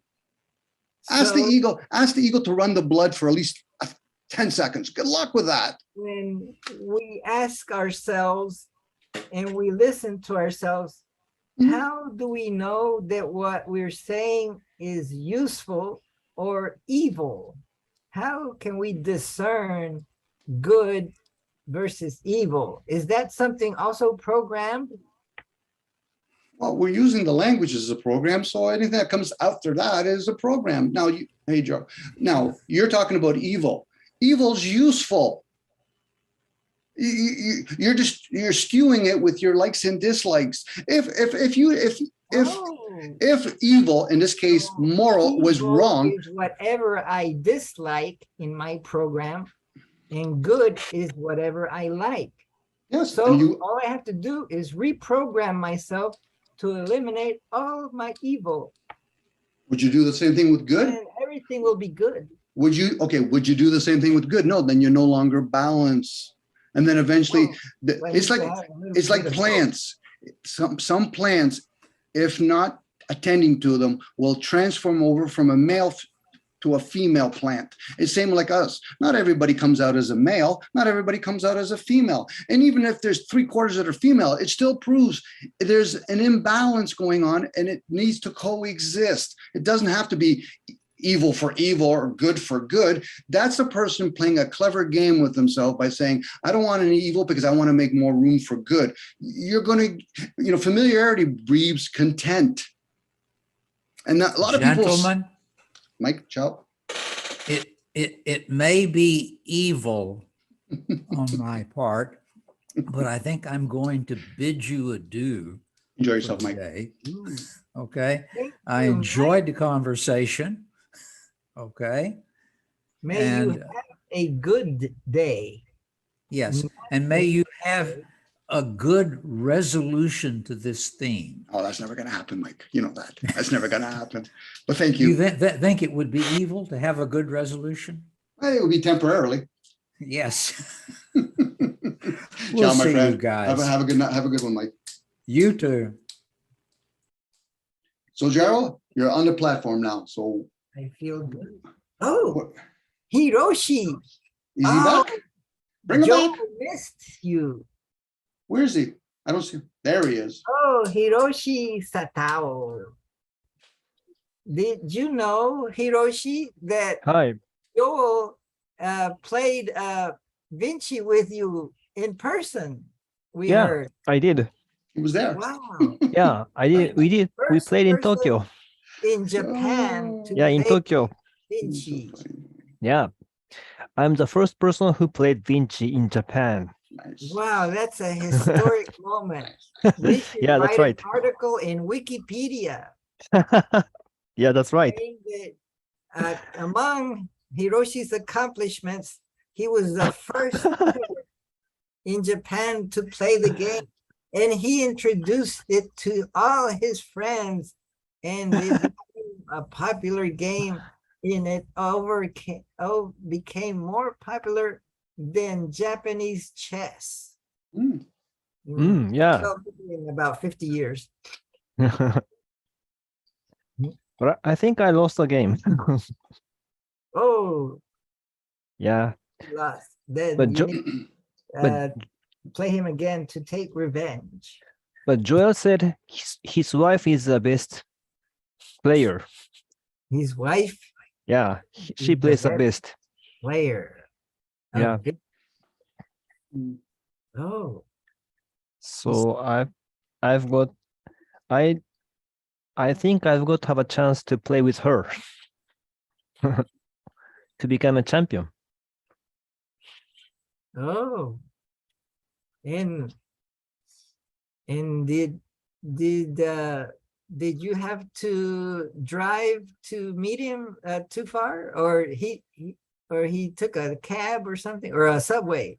Well, to- I took a train to his you place. took a train to his place. Yeah, on my Wow. way to my workplace. I- Everything in your area is done by taking a train or a subway or something like that. Well, in Japan, trains are very popular, so you don't have to drive a car in some places in Tokyo. Mm. If you want to go to Tokyo, you should take a train. The trains are everywhere, so you don't need a car. Wow. But it depends. But in my place, I don't need a car. I walk or take a train. Wow. Yeah. Tokyo is the largest city in the world. It's largest in Japan. Jairo, is your place dark? And my place is dark. No light? Well, let's turn the light on. Let's see. Ah. Oh, Wow. is that your room? This is an office. Ah, your office. Oh. I am in an office. Oh. How does it look? Oh, because I'm using a desktop and a webcam right there Oh. that I attach to it. So it's Sunday, isn't it? I also have Zoom on this phone, Yeah. So Oh. it's Sunday? and it's Sunday? and here it's Saturday morning. Saturday morning. Do you go to work on Saturdays? No, No? I was at work Friday, Mhm. and then I kept working and working and working to finish a project, and I said, oh, it's so late. I'm too tired to drive home. Oh, I'll just stay here in the office and I'll lay down on the floor for a few hours before the meeting starts. you're workaholic, like a Japanese guy. Because they want it done soon. So, wow. And Joel said that he is impressed by Tokyo. Oh, that's good. He said there's so many people in so little space, and they use every little space. They use Yeah. it wisely. That's right. Yes, he was here earlier today, but he Oh. left to go to bed, I guess. He was in Zoom and he left maybe 10 minutes, and then you showed up. So Oh. maybe next time Yeah. I'll tell him to stay longer and for you to come earlier. So Jairo, did you eat breakfast? And I have not eaten breakfast. Aren't you hungry? Let's see. I got something to eat. I got a protein shake.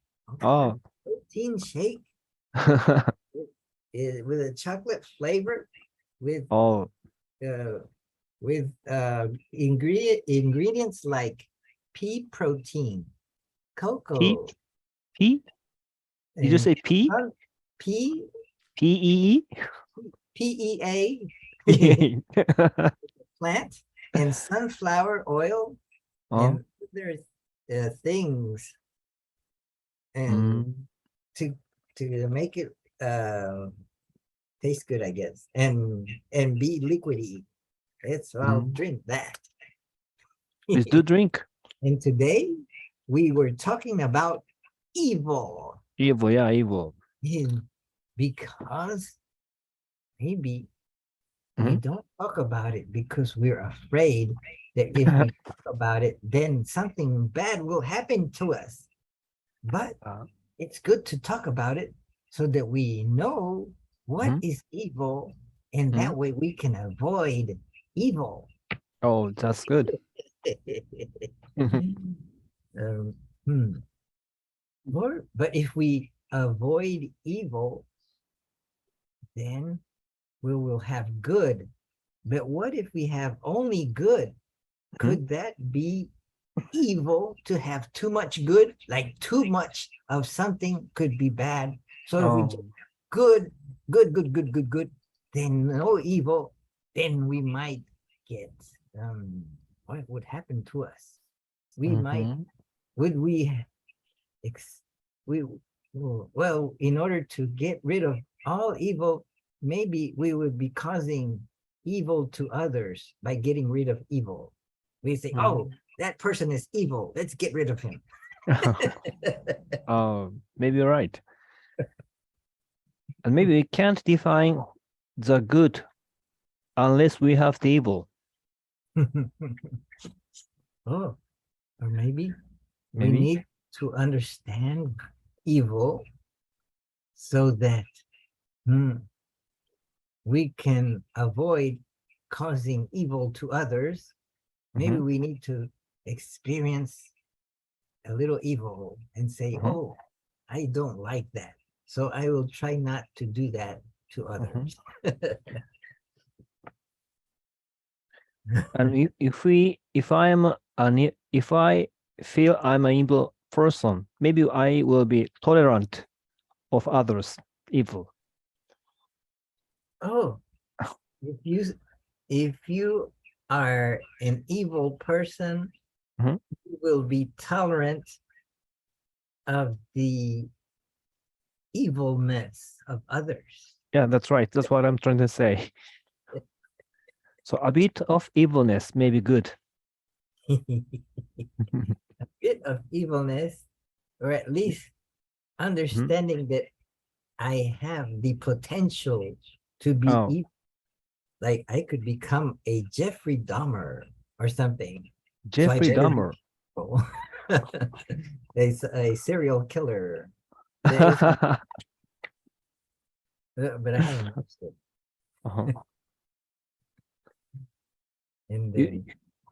And today we learned that a famous person said something like, the world is a dangerous place to live, not because of the people who are evil, but because of the people who don't do anything about it.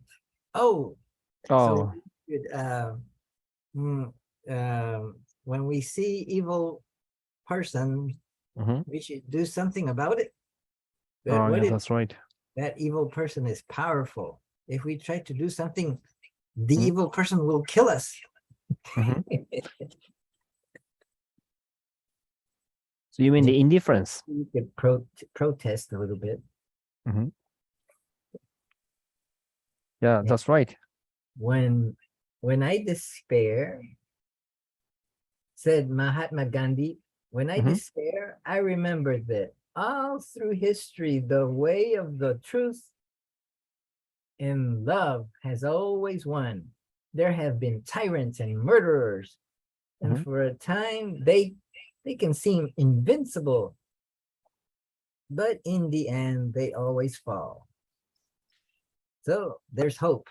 If there's tyrants that are evil, maybe there's hope by being truthful and loving, caring for others. Maybe it will win in the end. In that case there, Jairo, Hiroshi, he said something, and that probably is more truth to it, whether he's aware of it or not. Truth and love and tyrants and evil people are few in numbers. It's like watching a sport. There's only a handful of people playing sports. The rest of the people are spectators. They're indifferents.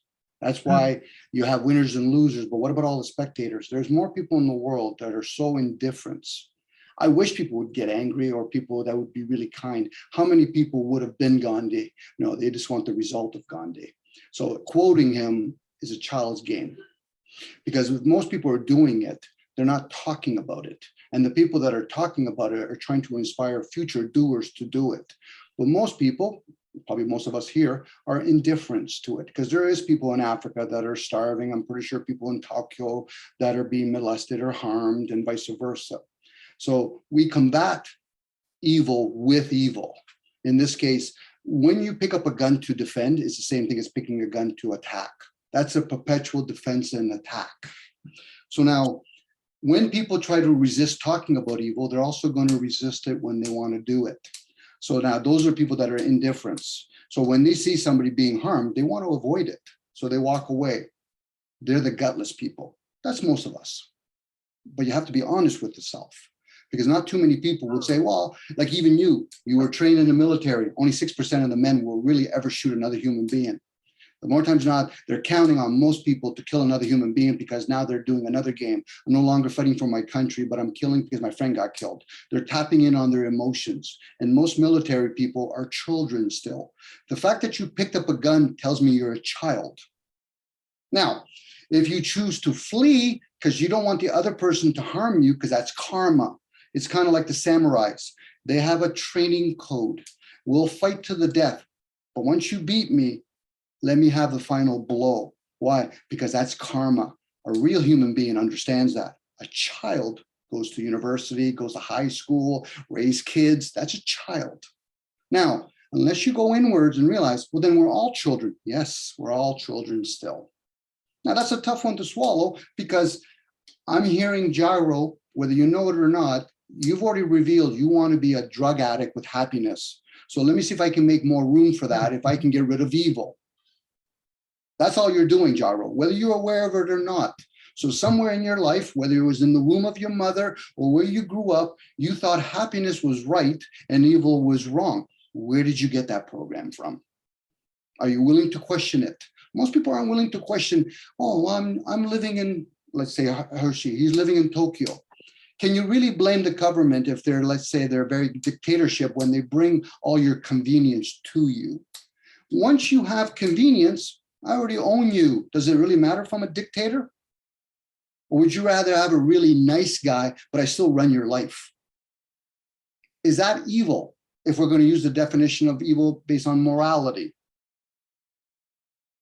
That's a question to ask oneself, not me, not Horsenia, not, I'm just talking out loud because I'm here to learn for myself. Doesn't mean I'm ever going to be a nice, kind human being all the time, let alone be a, little bit scrubby of a human being. We really don't ask the right question for ourselves. Forget about other people. I don't give a damn who the Gandhi was. But if I'm going to understand Gandhi, I can't favor him. Then I have to say, okay, but who was he working for? The Buddha, who was he working for? And an interesting thing about evil versus good is that it is it is found in many religions and in stories, like in the Garden of Eden, and the commandment that not to eat from the fruit of that tree of knowledge of good and evil. Both. Jairo, you're tapping in. You shall surely die. Yes, because you know why, Jairo? It never said two trees. They were the same tree. Good and evil, spiritual and material. Don't eat of it, because in that day you shall surely die. If you decide to be a spiritual being and experiencing a physical experience, you're going to have to perish. Why? Because if we didn't, Hitler would still be alive. Genghis Khan would still be alive. Would you want that kind of dictatorship? Or would you want to hear everybody always talk, oh, the Buddha is so nice? That's fucking boring. Sorry, my language again. I'm trying to really be careful with my voice. That would be very boring for a lot of people. So that's the same tree. And even when Eve, if you want to talk biblical, the serpent said, did God say so? What do you mean? Because God didn't speak to Adam. That was the one that formed him. And Hiroshi, do you have a story that talks about good and evil that comes from your culture? Yeah, I think there are many stories. Yes. Yeah, but I don't know which is good to tell. They're just stories, Jorge. So whether it's our attachments to it, like people that are Christians are going to believe in something. Here, the word believe. A Buddhist will believe in something. I don't believe in reincarnation. Okay, so you value immortality then. What do you mean? That the body is going to perish anyway. That's rebirth. That's why people talk about reincarnation. That's the teaching of Hinduism. Now, not because Hindus, that's where it was taught. So everybody in that area are going to think that way. Jairo, we've had this conversation. It depends on your perception. If you're in the military, you're going to be doing harm. Now, you can justify by saying, but I'm here to defend my country. No, you're in somebody else's country, and you're going to kill people both innocently and guilty. It's like doing chemotherapy. You're going to kill the good cells and the bad cells. And hopefully, in the end, the result is favorable. So you already went in there with this condition that I'm hoping favorable, but it doesn't always show that the person is going to survive.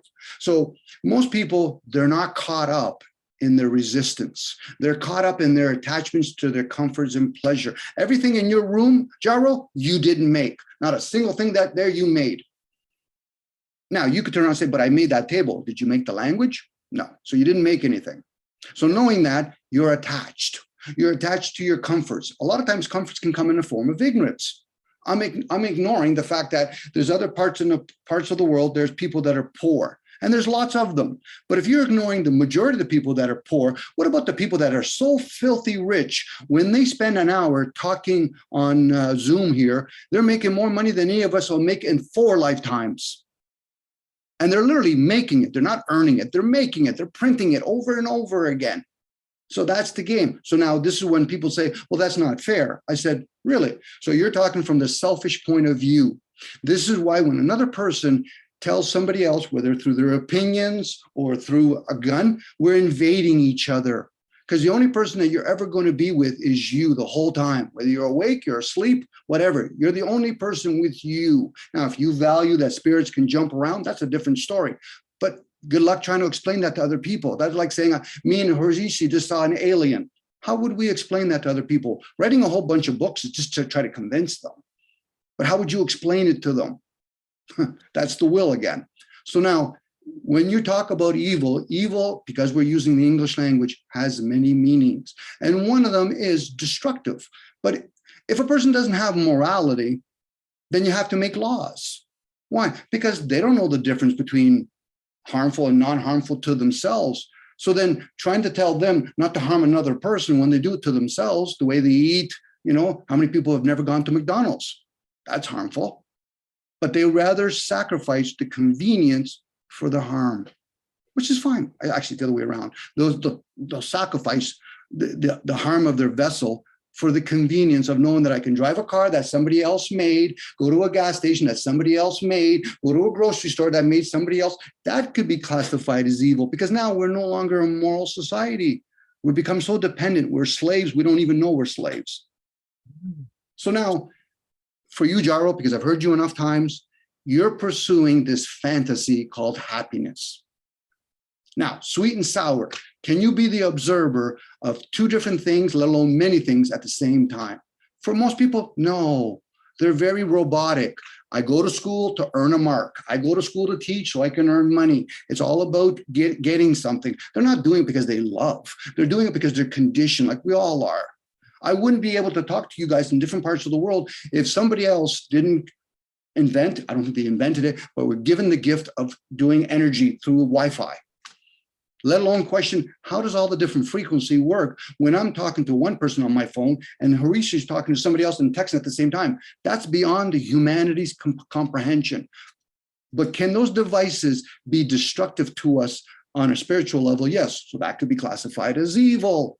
You see how it keeps going back to the same story? Yes. And also, when a country is in running out of resources, then its leader has to do something, or he might, there might be a revolt. So he has to invade the neighboring country. Yep. And so to the people in his country, that is not evil.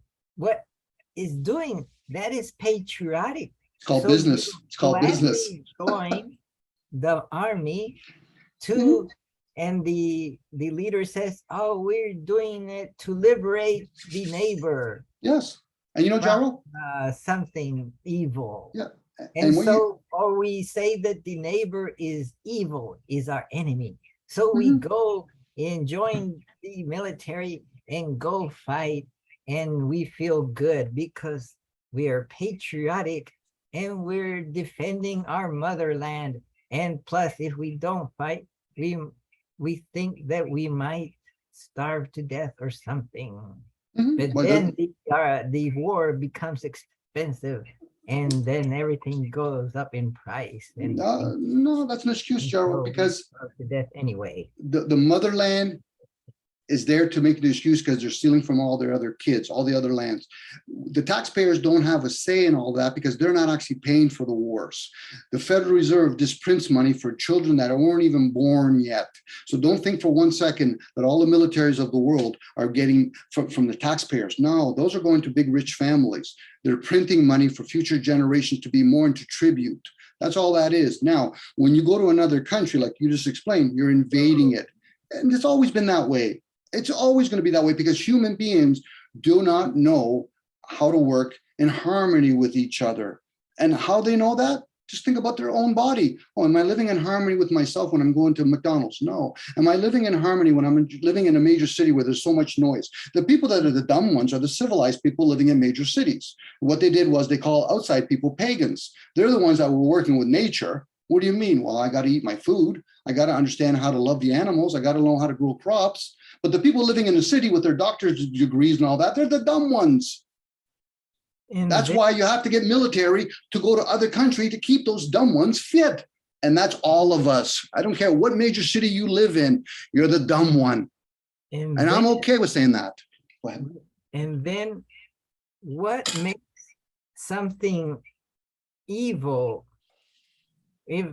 Is it the religion? What if the religion is telling us to go to war to fight the evil of our enemy, but then the enemy has their religion saying they have to defend from us, so they see us as their enemy, and they call us evil. So does that mean then that evil is not, doesn't have to do with morality, but what we got programmed in our mind?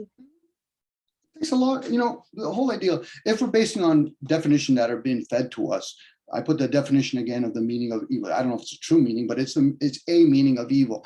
If it's the lack of morality, now the question is it the responsibility of the schooling system to teach morality? No. It's the responsibility of the parents, the immediate community. A lot of the teaching of morality is done in the womb. If a mother's having some wicked thoughts and the child's in that womb, it'll be engraved into their system. If a mother's asleep or indifference, that's what they're going to have in that system. This is why they've done studies where you could talk to the womb, and that child, if it's meant to be gifted, you're enhancing it. You're already giving it a heads up. Heads up, listen to the word heads up. So now when people are talking about evil, they're looking at worst case scenario when somebody's done really something harm like Dahmer and all that. What about the community that failed to understand that maybe that we could have done something? Well, like what? Stop being so busy working all the time, earning money. But that's what we do. So is morality something that is taught from the beginning of our life, and is that something that you increase in knowledge through experience of what is good and what is evil for your sake and for your family? And then That's a tough one, Jairo, because now you're playing with perceptions, so is what is morality? What is morality? Morality, when you learn morality, is to keep in check, because if you learn things like the Jungian, where he just explained in ever so lightly about the shadow self, we all have it in us to harm ourselves. So therefore we could harm others. It's not like you can't love others if you don't know how to love yourself. Now you can be very selfish and then find yourself, well, I don't like those other people. Why? Because you're finding yourself attracted to the same people.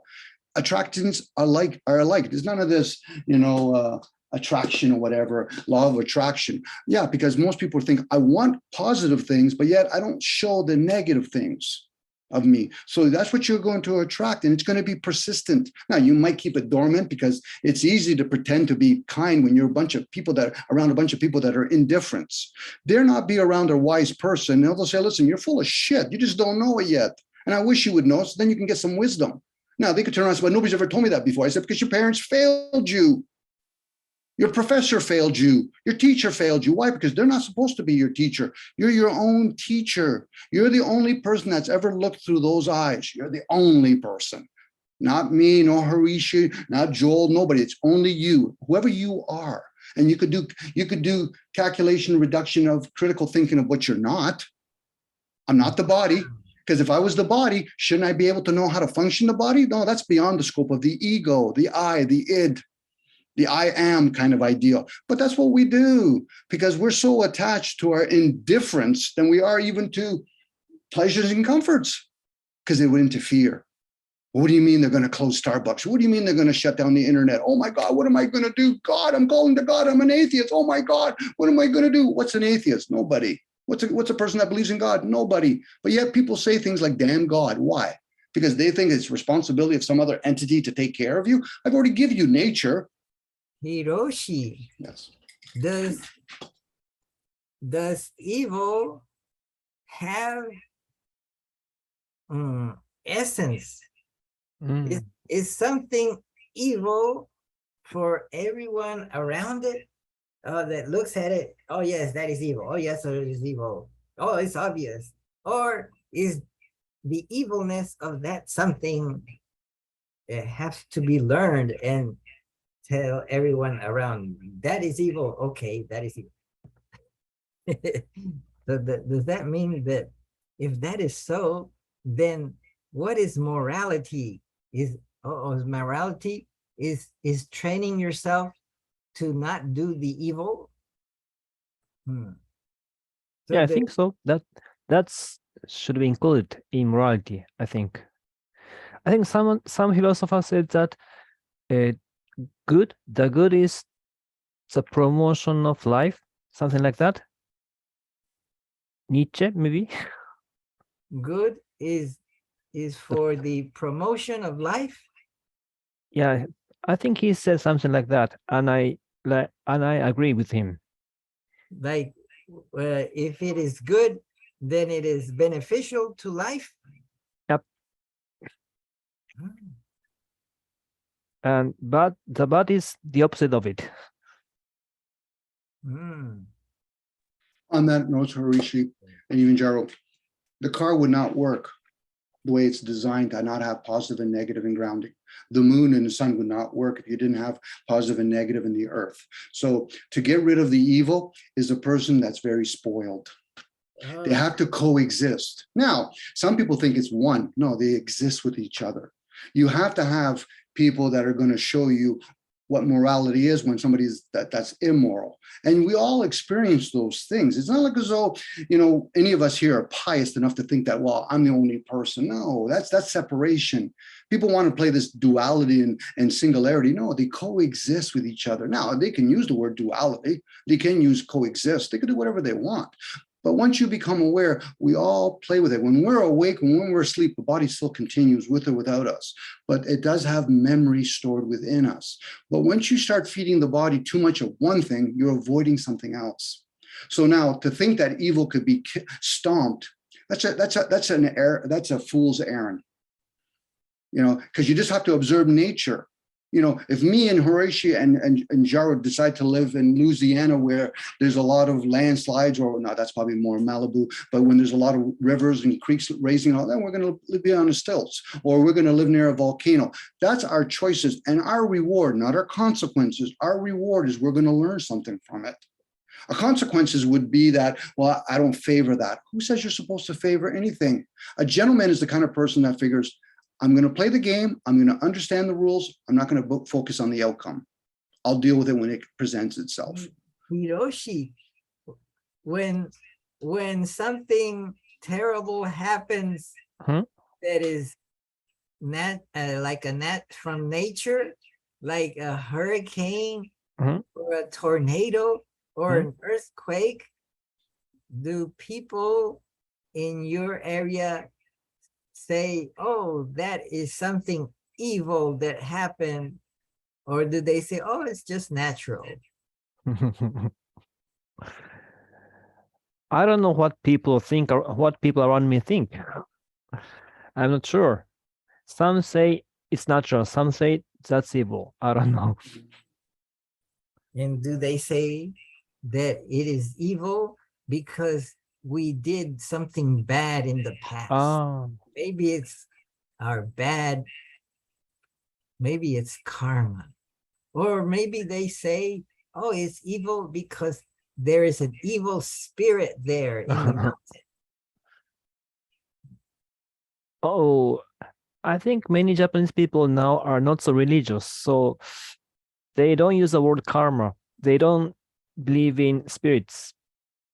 Some do, but I think most of people do not, except when their family members die. It's interesting, most people don't believe in ghosts nor in spirits, but when the members of the family die, they make up a story like, oh, now my father's dead, he's in heaven. So in the story, people believe in ghosts and spirits, but in reality, they do not. Or maybe they hear their loved one that passed away, or they get a message from them later on, sometime later, and they say, oh, they talked to me and they said everything is okay about me. Some people say that they have some talent, some gift, they are gifted, and some people say they can see ghosts and they get messages from the ghosts, the dead people. And others listen to the messages through them, and they just believe in. They just believe in them, the messages.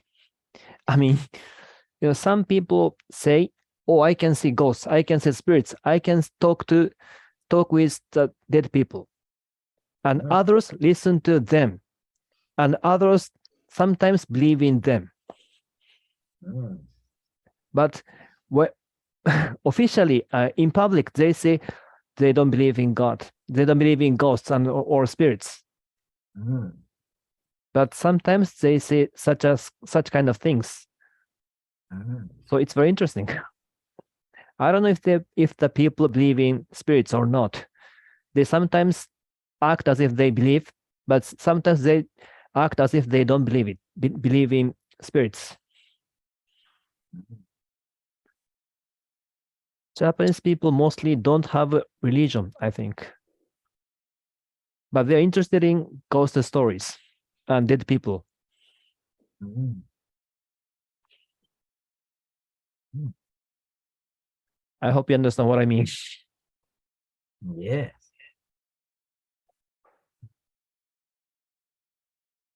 And then there are evil spirits.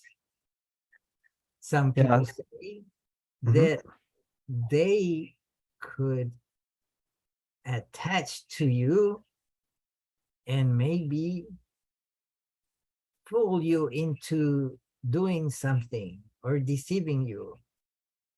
Or you could make a bargain with them. There's stories about people that they sell their souls to the devil or something like that. Or they make a bargain. Okay, evil spirit, if you help me kill my enemy, I'll be good and obey whatever you want or something. Or Mhm. I promise to do this. Mhm. or so so maybe that is a form of evil that maybe the Catholic Church or the Christian Church says, or in the Bible it says, oh, avoid the occult or those magical practices where you try to use the evil spirits to your advantage. I've heard.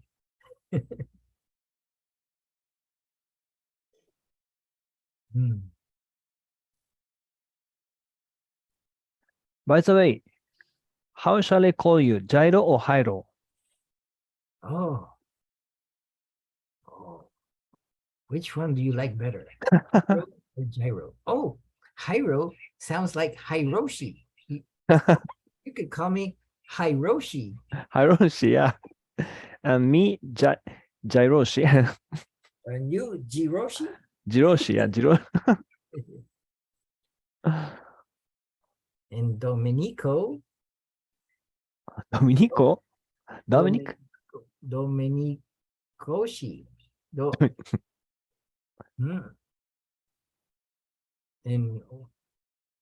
And let's see, what other words do I know? Kawasaki. Yeah. Oh, what does the key mean in the end of the word? It's like energy, Kawasaki. Oh, it's And difficult to explain. Kawa plus Saki, not Kibatsaki. By the way, aren't there any windows in your room? No window, no rooms, no windows. Oh, there's no windows in the room. No. Oh, poor me. It must be bright outside now. Oh, it's Yeah. 9:20 a.m. Oh, And what time is it in Tokyo or in Japan? 10:20 p.m. 8:20. Oh, so 10, it's 10:20. 10. So I added 20 another p.m. hour and then Yeah. make it p.m. So the difference is that a difference of 13 hours forward? Maybe. Maybe, yeah. So, wow. So you're probably tired and want to go to bed. It's about time. Yep. Tomorrow is Sunday and you go Yeah. to church. Yeah. You go to, is there a church that you go to on Sunday? Maybe a No. Zen temple, a Buddhist temple? Oh, Buddhism in Japan nowadays don't do such a thing. They don't have Sunday meetings. How do you say? The only job they do is to bury people. They perform the service of like funeral. Yeah, that's right. And that's maybe the only job. some rituals. Yep. And how do people like to dispose of the body? Do they bury the bodies or do they cremate them or what? Cremate? Do they do cremation?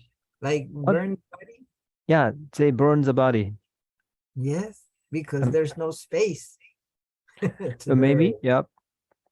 First burning, then then burial of the bones. Yep. Oh. So usually they burn the body. And maybe put the ashes in a little box and put it in a little drawer. No, people pick up the bones of the dead people and collect the bones into the box and keep the box in the grave. Ashes, I don't know what they do with ashes. Maybe they just throw away the ashes. Or keep it in a container. I don't think they keep ashes. They just keep bones of the dead people in the grave. Oh. What about in your country? My father got cremated, and my mother kept the ashes in a vase. What about the bones? No bones?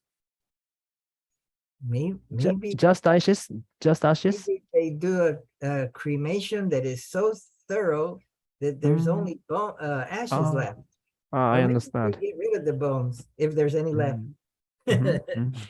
Wow, interesting. Yeah, Japanese people collect bones, not ashes. Oh. They collect bones with chopsticks. That's the ritual. With chopsticks, they collect the bones into the box. Oh. Yeah, and keep the box in the grave, usually. And some bones are in the house. And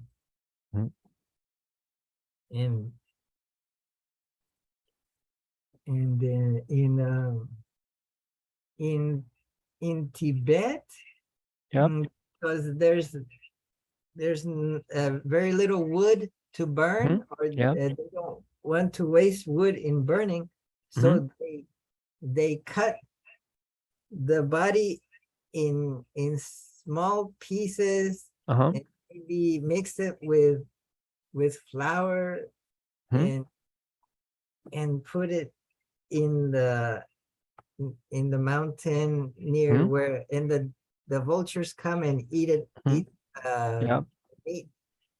And maybe there's maybe they even cut the bones in little pieces so that they get disposed of too. That's interesting. That's the funeral service for the people that can afford to get that done. Maybe for the other people, they just find a place to throw it in the mountains somewhere. Yeah, that's interesting. Or maybe some people bury. Or put it under a rock somewhere in the field. Because the population is very small compared to the land, so they can plenty of land. I guess, but it's kind of high altitude. But in India, I guess they do cremation immediately because it's so hot. They better get rid of the body. Yeah, that's But in right. Tibet, they can keep the body in the house for Um, days because it won't, or they keep cleaning it and they do prayers on the body and tell the body or the soul if it's still in body to get out of the body and go to a good place.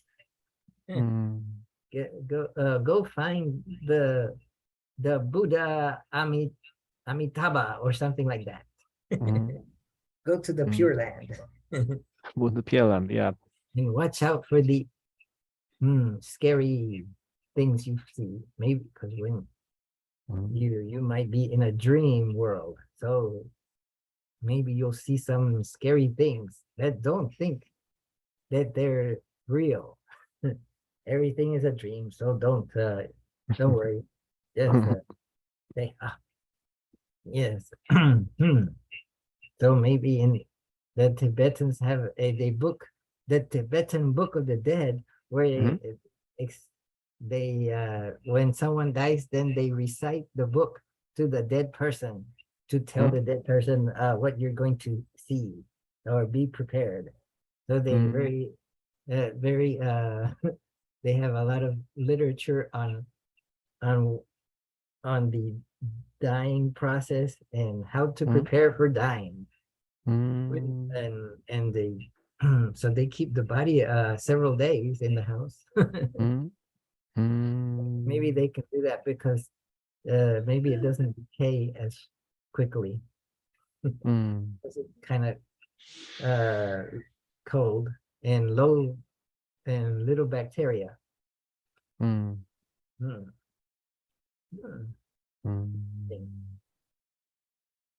Different ways of taking care of the dead people. Yeah, that's right. Depends on where you live. I see. Yes. So what are you going to do today? Today, tomorrow? Oh, tomorrow. Tomorrow. I go to teach one of my students to his house. Oh, it's like a private lesson. Yeah, that's right. Private lesson. Oh, what are you going to teach him? Or English. her? English? Teach him English. Yeah. Oh. I go to the station, take a train, an hour and a half, and his house. Wow. Yeah. That's a long train ride. Yeah, but I'm used to it. Yes. Yeah, I'm used to it.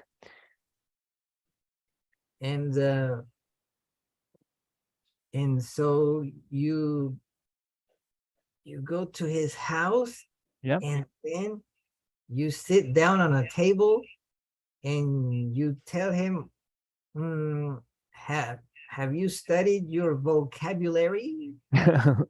Yeah, mainly I teach him grammar, English grammar. Oh. This is a past tense, this is a present tense, and so on. Wow, I should study that. You don't have to. Spanish is very complicated. The conjugation is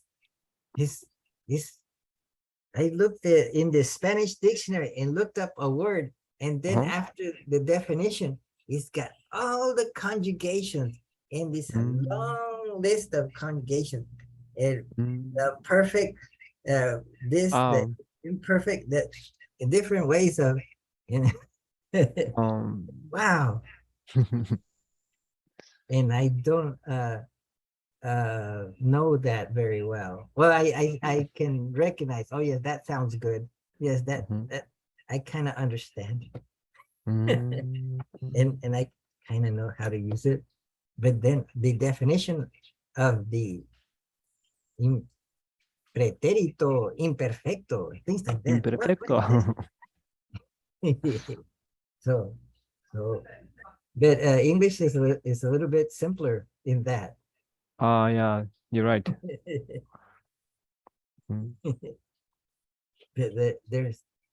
There's some things that, like, I could have had, or things like that. Mm. Have had, and things like that. What? And when to use them. So I should study that too. Oh, There's a, so you're studying Spanish?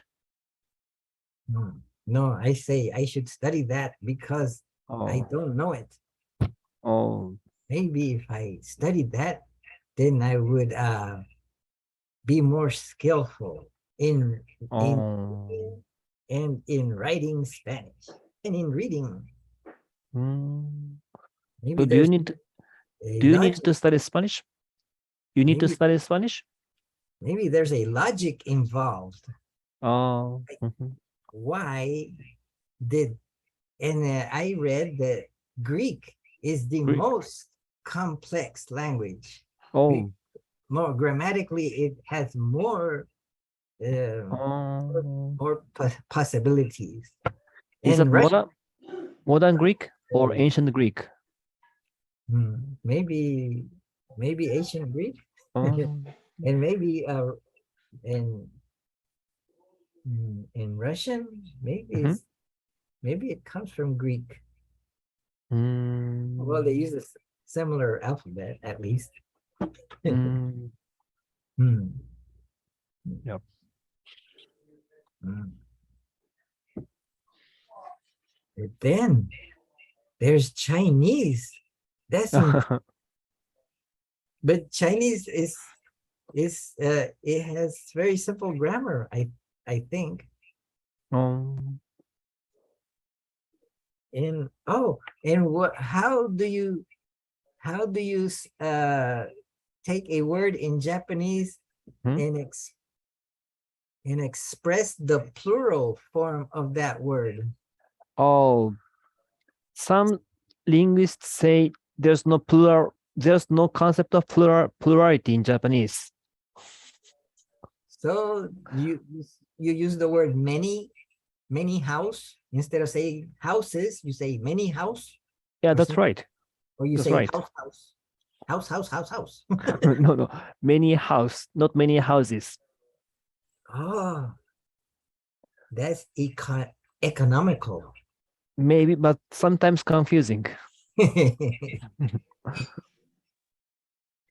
You know, we don't have the concept of なんだろう. So you say I have a friend in English, but in Japanese I have friend. So we don't know if he has one or more than one. Oh, so the word Uh-huh.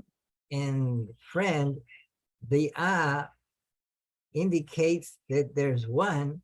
Yeah. But in Japanese, just say I have friend. Yeah. It could mean many friends or one friend.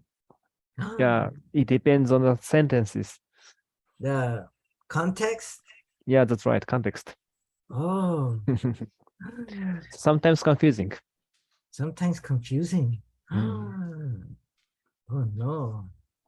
It must be difficult to translate from Japanese to English. Yeah. So when I read English sentences, I sometimes feel, oh, it's very logical language because in English, the writer must use a or plural form. Is so it seems to me logical. I have a book or I have books. There's a distinction in English. And what happens when you want to say, I don't have a book? What if you say, I do not have a book? Oh, sometimes people say bad English and say, I do not have no book. So that's a negative. But you can do that in Spanish and it's okay. Yeah. But in English, it says, if you do it twice, then you would be negating. Yeah, that's right. No hay nadie in Spanish. There's no one. What did you say? No hay nadie. There's no one. Hay nadie. Oh, there is no one. Yeah, that's negative, double negative, isn't it? So in English, you would say, there is no one. You would not say, there is not no one, because that would mean that there is someone. Yeah. Also, maybe more logical than Spanish, or at least maybe for Nagarjuna, he might more logical than Spanish, or maybe Spanish will become confusing. Oh, Because you have to think very carefully when you no, are no, no. trying to. Think clearly. Oh, you have to think clearly, and you have to make sure then when you negate something, you negate it only once, because if you negate it twice, then it comes back. Ooh. Yeah.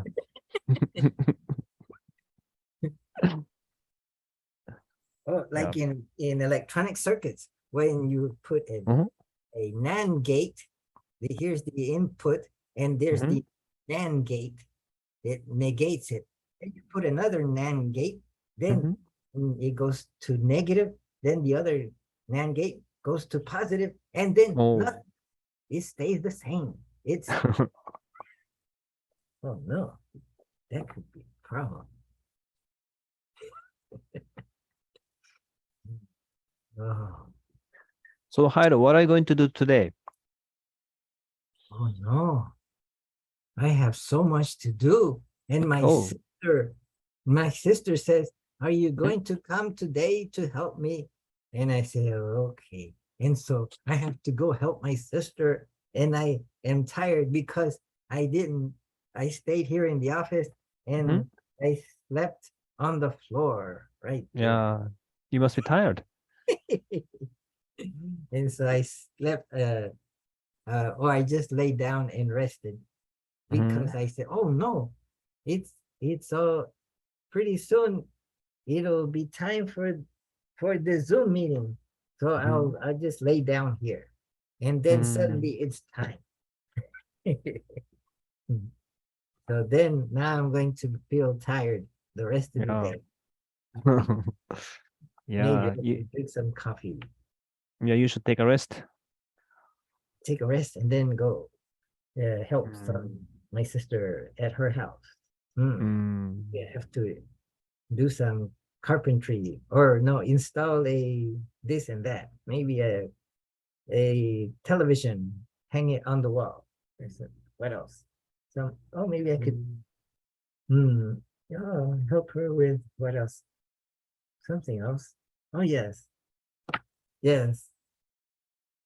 Is your sister's house near there? It's about 40 minutes drive.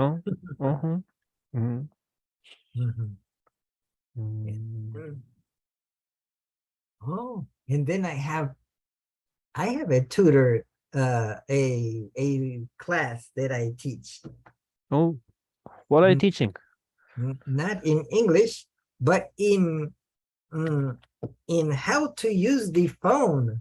The person that has a phone and doesn't know how to use it, how to text messages and things like that.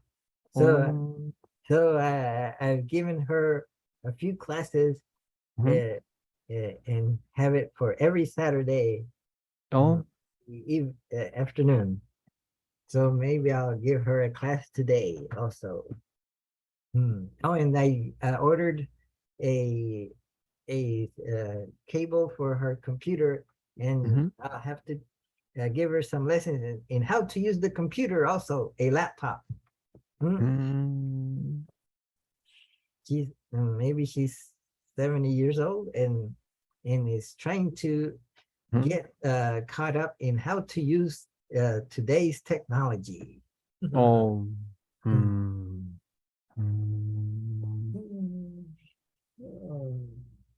What else could I do?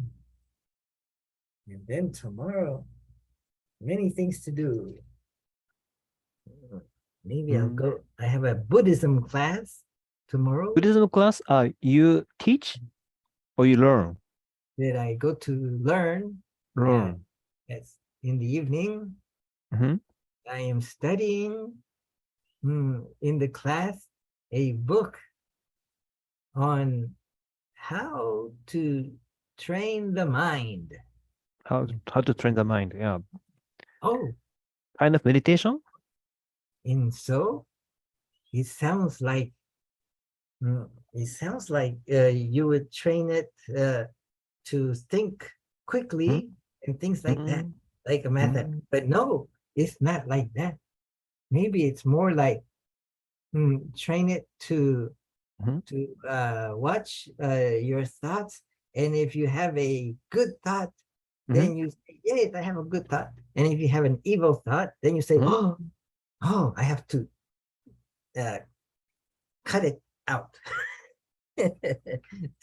Oh, and so you try to the word is cultivate. You try to want to cultivate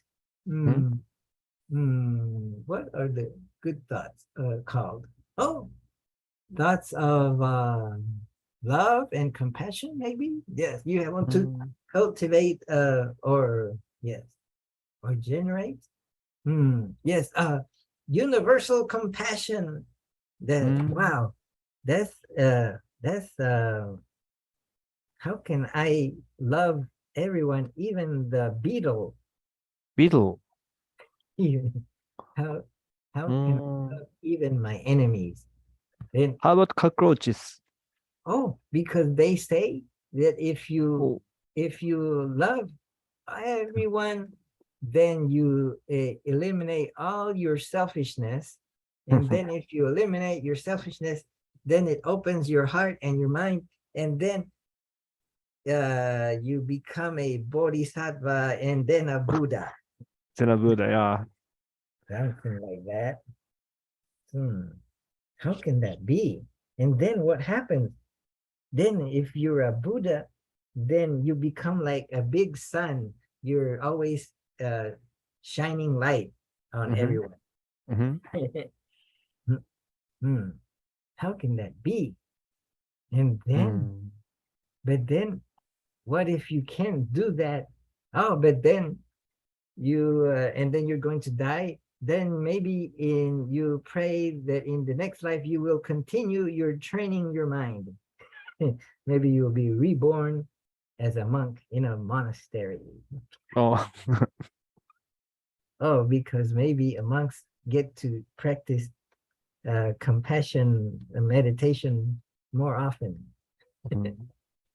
Maybe they have to clean the monastery too. So what do you do for a living?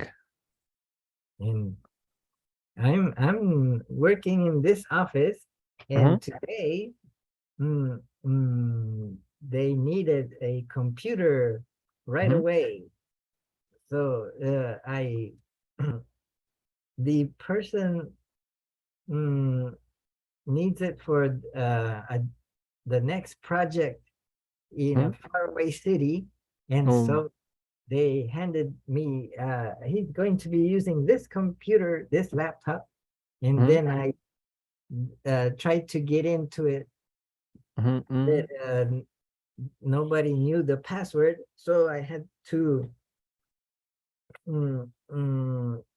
I tried resetting the password with a program that I downloaded, but then when you go through all the steps, then it says, oh, but now you have to activate it. And then you go to a website and it says, oh, now you have to pay $60 to activate it. And I said, oh, forget it. I decided, instead of trying to reset the password, I decided to reinstall Windows 10. And so I have done that. And now it's let me turn it on. Oh, nice. It still got battery. It's a laptop. But then because it was an old version of Windows 10, then I have it connected to the internet and doing Windows updates to get it to a recent version of Windows. I have to do that several times. So it's taking a long time. And then I installed other programs like Office, like Word, Excel. So you are familiar with programs and computers. Yeah, so Mm.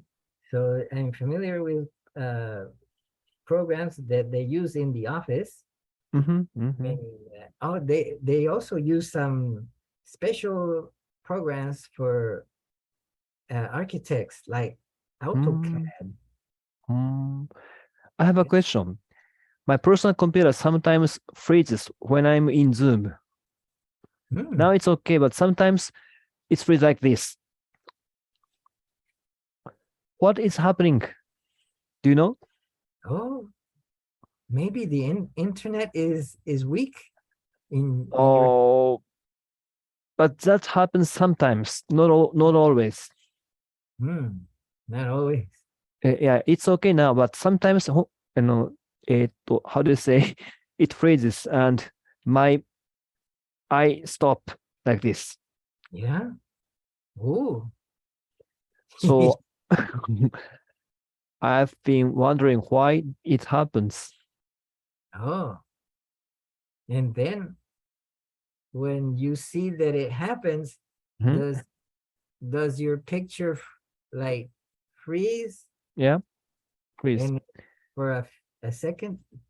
Yeah, for a second, and changes the picture. Oh, like this.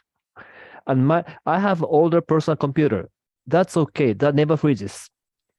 This one is a new one, and this one freezes sometimes. Oh. So I don't know what's happening here. And the new one, is that like a laptop? How do you say? Yeah, a laptop. Yeah, maybe. Is it like this one? Like this? Oh yeah, that's right. Laptop. With a camera here? Yeah, here, camera here. Camera Oh. here. Here. Yeah. Oh. Maybe. Mhm. Maybe it needs. Oh. I Yeah. can't show you because oh, oh. Yeah, I Maybe have. maybe I could show you by joining Zoom. Oh, I go like this, Zoom, and I go Zoom on my phone. See, I'm going to yeah. use Zoom to join. So I sign in. Yeah, you sign in. Oh, let's go use a sign in with Facebook. Oh, Facebook. Yeah. Then I will be a different person. Then then I go new join, and I type in my Zoom ID and I join. Is it joining? It says, oh, join. Oh, dun dun. It sounded, and then I go admit. It's connecting. I'm connecting this phone. Yeah. It's recording. Mm-hmm. Look. Yeah. Oh. Oh, yeah. Oh, it's gonna echo. All right. Look. There. Mm-hmm. There. I can see that. Oh, I Oh, found myself. but now you can see. See.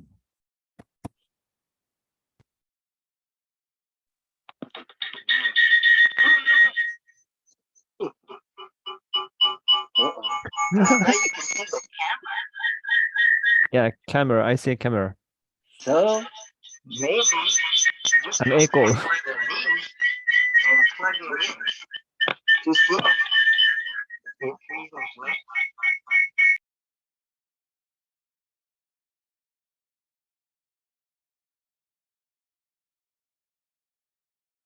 You are muted.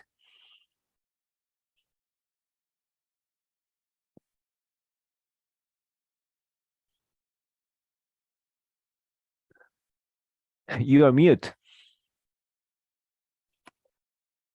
No, maybe. Maybe if you got a webcam like this one and plug it into the laptop, Yeah. then the resolution will be better, and maybe Yeah, I it have a will camera, and yeah, when I use a camera, it gets better, but sometimes it freezes. oh, maybe it will still freeze. So Yes. maybe the new computer, Mhm. maybe it's freezing because it has a little memory, and maybe the Mm. graphics processor Mhm. is not as good as the old computer. Oh, so the problem of memory or graphic processors. Maybe it cannot handle the frames per minute. Yeah. Ah, so, but it so far so good. It Mm. You haven't frozen yet. Maybe Yeah, it's today is okay. because you are thinking clearly. It hasn't frozen yet. But when you think evil thoughts, then it freezes. Ah, Yeah, maybe you're right. Anyway, thank you. and so, and today I learned that there is hope Hmm? because there's tyrants and murderers and criminals out there, and but in the end they will always fall. Through history, throughout Hmm? history, the way of truth and love has always won. Hmm. Oh, I will try to remember that, so that when I see evil in the news, Hmm. I will say, oh, don't worry, they will fall. So I'm hoping that they fall, and not us. Oh, we could go into a nuclear war and then we would Oh, fall. But if we could hope that they fall, and then there will be peace again. yeah. But we have to uh, remember the way of truth and love. Hmm. Maybe with love, we will conquer. It's hard to imagine that we could fight a war with love. Is it possible? Well, they call the Buddha the conqueror, the Buddha, but he conquered himself. Mm-hmm. But maybe that is so hard to do. It was like that we are still trying to conquer ourselves or know ourselves. So how do we know ourselves? To know ourselves, we would have to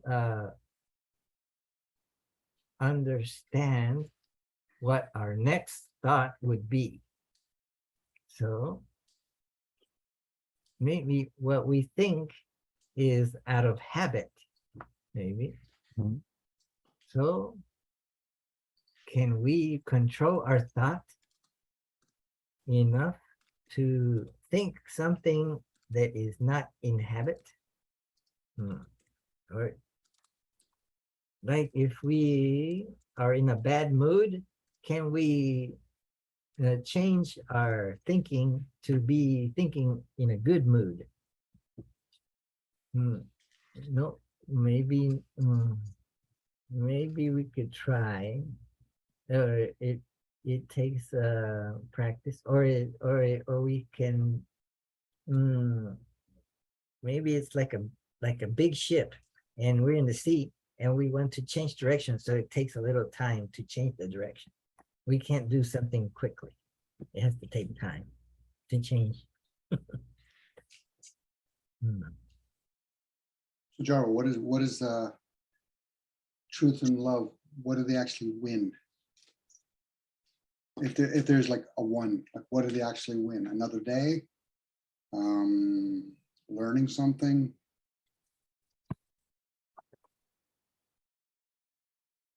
Learning something. Yeah, I'm asking because I know people say those phrases, like something will always prevail. The fact that they say one opposed to it is prevail, it's two different kind of meanings. So what does one win? In the past tense. Oh, when I despair, said Gandhi, I remember that all through history, the way of truth and love has always won. Oh, what is it that is one? Yeah, what is it? Oh, If you put in a financial amount to losing, would people favor that more? Maybe. oh, There has to be some sort of reward for somebody reading that phrase. What is it? Like that's why I posted on the chat.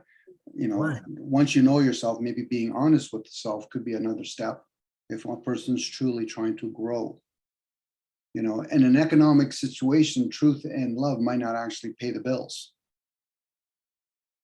Oh, So corruptness or misleading, real estate is based on not truth and honesty, because if there was, we will never know.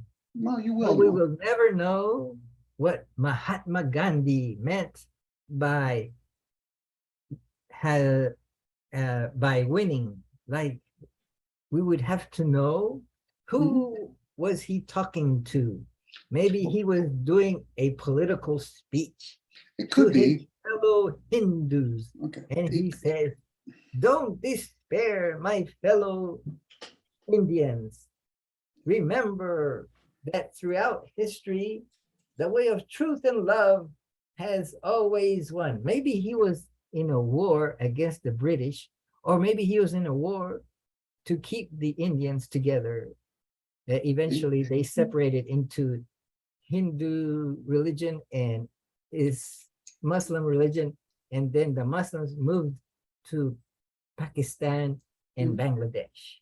So, Jairo, in that sense, when somebody speaks those words, are we to assume that those words belong to him, or those are words that we all can experience? Because that's a form of worship, work for. Maybe we worship Gandhi because we say, oh, we read his biography and say, oh, he was amazing. He did this and that. And how would we know? How would we know? Let's worship Gandhi. And then we put this quote. Oh, that's a good quote of Gandhi. But it's inspirational. But Jairo, you were never there. So therefore, the only thing that you're going to get a memory on is the words that were never his. So if you take those words and you go inwards, you'd realize, why am I worshiping or working for a person that no longer exists? So what's the teachings? The teachings are the words. So now those words, when they're put together, it's like when you see an element table, different elements need different kinds of explanations. H2O. Okay. You have to go. Ciao, buddy. Yeah. Enjoy yourself. Enjoy Thank the you. evening. Enjoy the rainy evening. Thank you. Yeah. Goodbye. Have Bye a bye. good week. Yeah. Bye bye. Say hello to Joel. So in that sense, Jairo, when we're quoting, you're quoting a word. You're not quoting the person because you were never there. Even if you heard, it'll be like when I chew my food is different than you chew your food. For you to explain to somebody else, oh, Dominic really liked his food, the only thing you would be doing is based on what I said. You didn't experience me chewing the food. So these are all individual experiences. So when we worship, what we're doing is we're forgetting about our own kingdom and we're quoting what somebody else, that somebody else, that somebody else, that somebody else said. Now, knowing that, when I say, what do we win? That's an individual description. I'm not concerned about how Gandhi thought what one was because the words were never his.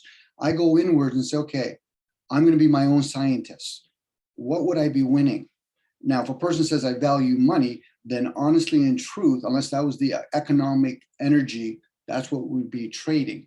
But because honesty, or in this case, love and truth, is not the energy of economics, then most people are not going to go towards it. That's why they favor the material more, evil more. Humans always, more times than not, value evil. That's why when people say the root of all evil is money, the root of all material is chasing money, because you're not going to lift your hands to move some material dirt if you weren't getting paid. This is why when people say it's none of my business, oh, so you only get paid as a police officer to help another human being. You only help a nurse because you're getting paid. The only reason why Jairo's doing computer work is because he's getting paid. Well, if we're going to get technical, Jairo wouldn't have a computer to fix if somebody didn't get paid to make the computer. So it's a perpetual game that we play. When we're talking about good and evil, we're talking about it in a spiritual sense, because the material is just one. So now, when I say, what do you win? You win another chance of spinning the dice. That's it. That's my interpretation. Because even the losers, what do you get? You get to spin the dice. That's why when I say to people, you're acting evil, you're not evil, you're acting evil. It's to condemn a person. No different saying you're acting good. It's a moment in time. Calling somebody good is under the assumption that you know what good is. You might have had moments, and in those moments, you know you're acting good. You're not totally good. There's times, Jairo, you're probably not paying your full taxes. There's probably times you're probably slanting a little bit when you redesigned a tennis racket, but you're not using it the way it was initially designed, but you want to be creative. So that's how we work. So there's creative ways how to change the system. But this is where people get caught up in outcomes. Well, that's the way it's always been. No, it hasn't been. It's like when people talk about, well, people today, they don't really understand what photography is. I said, okay, so what era did you come from? When you were in a black room? Well, yeah. Well, what about the artists that used to be in a cave and used to carve things on this? That's art too. That's why they say art has many language to it. You can use 1,000 words to describe art. Why? Because the material is one. Your description is many. That's why when Jesus talks to whatever in the what you call it, the cemetery, who are you? We're legions. Legions in the sense that there's many words. That's why people can speak in tongues. So in that case, you can put somebody to silence by cutting off their tongue. You can put a person into silence peace by shooting them in the head. But you can also do silence when they're still awake. So in that case, every night we go to sleep, we're going to silence. And if you truly pray before you go to sleep, I'm asking for certain type of information, answers, whatever you want to call it, you'll get those things. And if you're being clever, you'll get those kind of demons too, because they're there to do a job too. So for you, you started off today's conversation with evil, but you didn't really want to understand evil. You want to know how to still be good, where it's the same thing. Those are moments.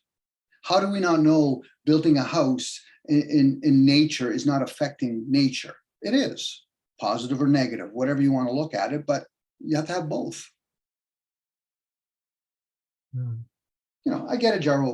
We're all playing these games and then we throw words just to make it feel good. Oh, I study Buddhism. I vote to democracy. I believe in communism. I believe all Buddhists should be shot. Why? Because then we would have silence. Then explain why a Buddhist would get notoriety because he burnt himself.